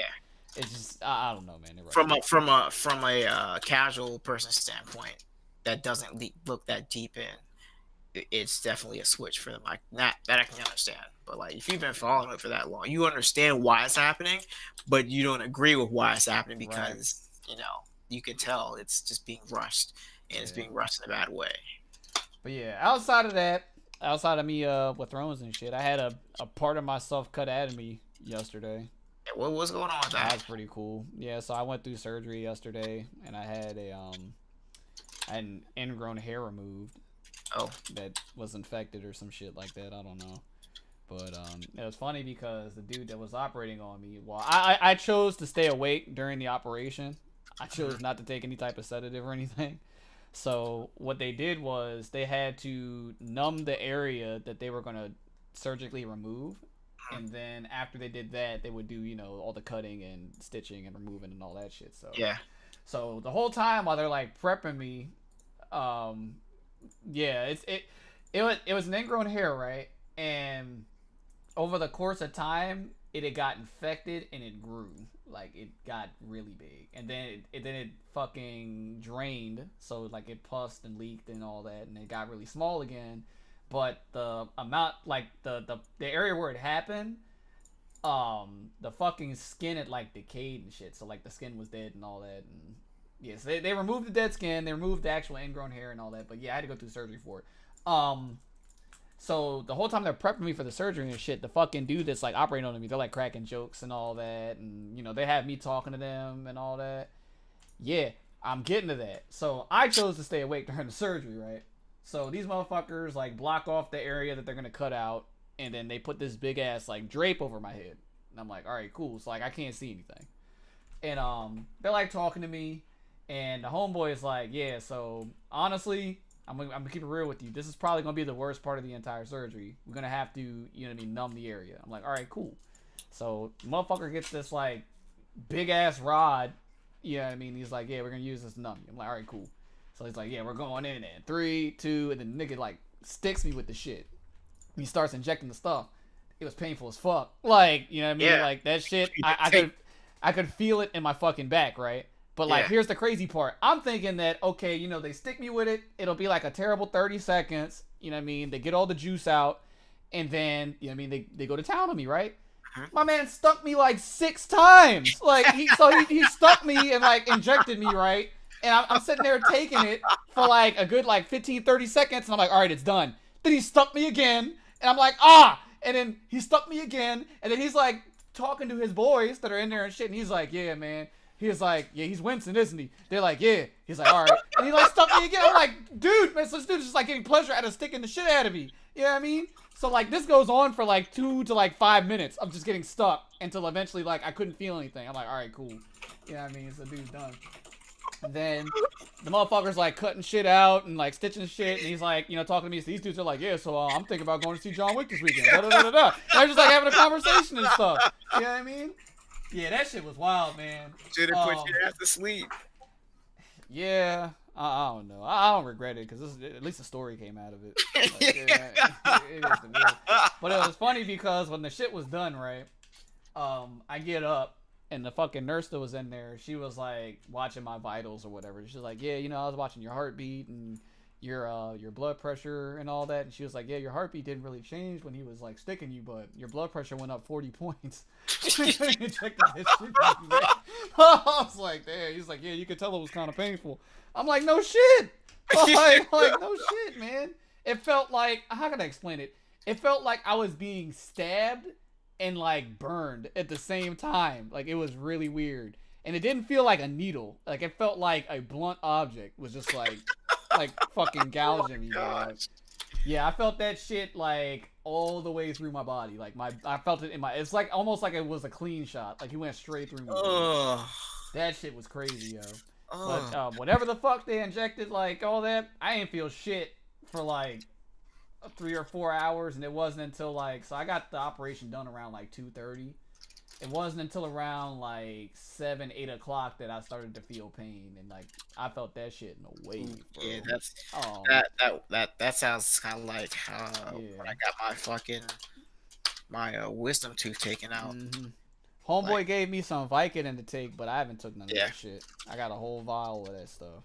Let me get that. That's not the same. I don't think I'm taking it because I'm like straight now. Like it's a little painful, but only when like I laugh and stuff. Like if I'm just like chilling, it's whatever. But if I laugh, it fucking hurts. Like it hurts like a bitch, yo. Yeah. I don't like, man. That pain was undescribable. Like I've been through some pretty painful things in my time. You know what I mean? That shit was pretty fucking bad. Like it was pretty bad, man. Like it was pretty bad. It's crazy that I was conscious to like talk during it and shit. Like I'm like talking to this nigga while he's like sticking the fuck out of me. Like it's crazy, man. Oh my goodness. It's unbelievable. Looking back on it, man, like afterwards I was like, damn, this shit fucking sucks. That's all I was thinking. Like, but I'm glad to be fucking done with this stuff, man. Like I'm glad to be done with fucking doctor visits, surgery, and all that shit. It's done with. Like it's over with. No, as long as nothing bad happens. It's funny because when he was finishing up, one of the stitches popped and he had to re-stitch a part. I was just like, yeah, it is what it is, man. Like, I don't know. I already gone through all that. I didn't even care anymore. I was like, all right, whatever, man. Hurry up. Yeah, whatever, yo. All right, but that's what's new in my life and my world thus far. Weekend rollout. This weekend, I believe there's nothing going on, but the following weekend is Combo Breaker. So, you know, that'll be pretty interesting to watch. I expect more people to be attending that tournament than the last 2 tournaments we've seen. Like I said, I feel like Texas Showdown was a little bit of a letdown, but I don't know. Am I going to Combo Breaker? Probably not. But what I'm thinking is I can make more of a trip out of possibly going to CEO. Because I really didn't get to like experience, you know what I mean, anything at CEO last year. So I think I'll, you know what I mean, like I have a chance to do more. Like I'll definitely take that following Monday off, like I didn't last year. So. You know what I mean? That's reserved for whatever. But when it comes to like traveling, I'm not really sure about what I'm doing this year because I want to do different stuff. I kind of want to do different things. So all the run-of-the-mill stuff, like I'm not even sure if I'm doing Evo this year. Like I'm still not sure about that. I'm thinking about skipping it. And I don't have any vacay time left for anything. So Sea Otaku I can do because I can drive up to Sea Otaku. I really want to do Climax, but I don't know. Mm-hmm. I'll probably be a Climax. So I don't know. Yeah, I hear a lot of people supporting Climax. I don't think I'm gonna go just off the principle that they're stealing their marketing material for Adult Swim, and it pisses me off. Yeah, I feel like it's very unoriginal. And Clockwork or whatever the fuck his name is, he can eat a dick for that. But you know what I mean. I guess it's kind of cool because of nostalgia. You know, they had anime on Adult Swim back in the day. Well, whatever, man. Come up with your own fucking marketing. Anyway, yeah, I don't know. I don't hear nobody complaining about it, so he's not defending it. I'm like the first person that's able to complain about it, like visibly complain. I thought he was teaming up with Adult Swim. That's why that whole thing was happening. Nah, that's stupid. I don't agree with that. Stop that shit. But what is it called? Yeah, I want to do like different stuff. So like I was thinking about possibly doing a cruise. Like I kind of want to do that. And, I'd like to go to an island of some sort. So I was actually looking into possibly going to Hawaii. So they were like, I just want to do something different. I'm gonna be real with you, Chief. Hawaii's trash. It's not about the experience. Like I want to use my fucking camera. It's beautiful. I mean, go off then. Yeah, I want to photograph volcanoes and shit. You know what I mean? Like I'm trying to do that. So, I'm trying to just do like different stuff, yo. It's all right. Yeah, outside that, all right. So I got on a tangent there. Yeah. So Con Breakers next week. This weekend we've got John Wick 3 for all of y'all that are into that guy, Keanu Reeves killing fuckers and having like 4 lines. Like, you know, that's a thing. No events this weekend to my knowledge outside of possibly, I believe they're monthlies, but we don't go to those anyway. So, you know. But yeah, man. Tuesday, BB Tag Patch. For those excited about that, I suppose. Yuck.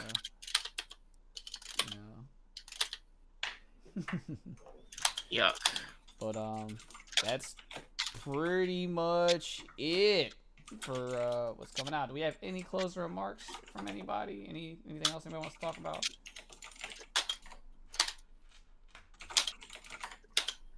I'm gonna take the buttons by no. All right, so we're gonna go ahead and Practicing all right, we're gonna go ahead and roll out on this one. We'll go ahead and go through and everybody plug their shit. Go ahead and start with EJ. You can find me at Hermit_Ernest on Instagram and Twitter. Follow, subscribe, like, all that shit. Yeah, and we got young Greg returning from the rising sun. Yeah, follow me on Twitter at Mecha Shinoni. Follow me on Twitch is the same. Yeah, Mecha Shinoni. That's probably all I got. Yeah, because I'm not really doing anything this year, so I'll probably be streaming a little more. I might start doing. I might start looking at like tournament overviews for BB, since I'm not really attending anything. Right. Just to kind of like go over BB matches that are streamed, because no one else is doing it. No one else is doing it, and everyone's too busy looking at their own matches, I guess. And I feel like BB doesn't really have anyone doing that to begin with. People get caught in a thing where it's like, I can't analyze X match because I don't have the cloud for it. I physically saw somebody say that on Twitter, and I'm like, dog, it doesn't matter. Like, you can interpret it how you want. Yeah. Like, it's an opinion. So I'll probably be doing more match critiquing from tournaments. Probably we'll start with Combo Breaker. Probably. We'll see. I put a poll out on Twitter. I mean, I put it out just for the fun of it. I was gonna do it either way, whatever people said. But I put a poll out for Twitter, and last I checked, yesterday, I mean, everyone was like, "Cool, go for it." But I was gonna do it anyway. I was gonna do it regardless. I didn't care what people said. I just thought it was gonna be funny to do a poll anyway. But so yeah, I'll probably do that. I'll probably try and stream more just BB Lab stuff. Bullet, probably Tsubaki. Stop acting like I don't play Tsubaki also. And that's all I got. Cool. Nick.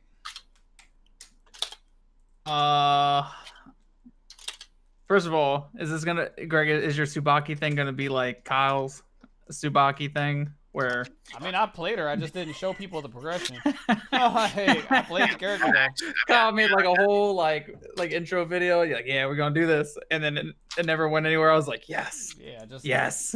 I mean, I've been playing Tsubaki on and off, and I have like the basic B&B stuff down. I just haven't really been. I've been like in my fighting game slump over the past few months, so I'm not like adamant about it. I'm not really going to anything, so. I feel like the game is the problem. Like, you know what I mean? There's no like, yeah, it's just getting old, man. I don't think that, because I don't really have any drive to play anything else at the moment either. So, I don't mind playing BB. It's just I think American BB is boring. Outside it's pretty boring. It's pretty boring. Because no one's really gotten better. Yeah, you're not lying. No one's gotten better, so it's just kind of been stagnant. No, either way, on to my plug. Twitter, Nick T. Stone. Instagram's _linegraph. My Twitch is DMV_graph. I have been on the hunt trying to get just Graph as my Twitch name, and Twitch will not give it to me because this dude that signed up in like 1999 has it, but he hasn't made a video in like a billion years. and they just won't close his account, so it's kind of annoying. But I'm on the hunt. So other than that, That's what's up. All right. And I am Master Crash MD. You're already on my channel. Feel free to like, share, comment, and subscribe. And I'm also the same thing on Twitter. I don't do any other social media, so it's what it is. This episode was a little rushed, a little lazy. We've been out of the grind on a little hiatus for the past 2 weeks, but we are back. So episode 10 will definitely be a lot more structured than this one was. It was mainly us all catching up because it's been a while, but it will improve. I guess see everybody in the next one, yo. We are up out of here.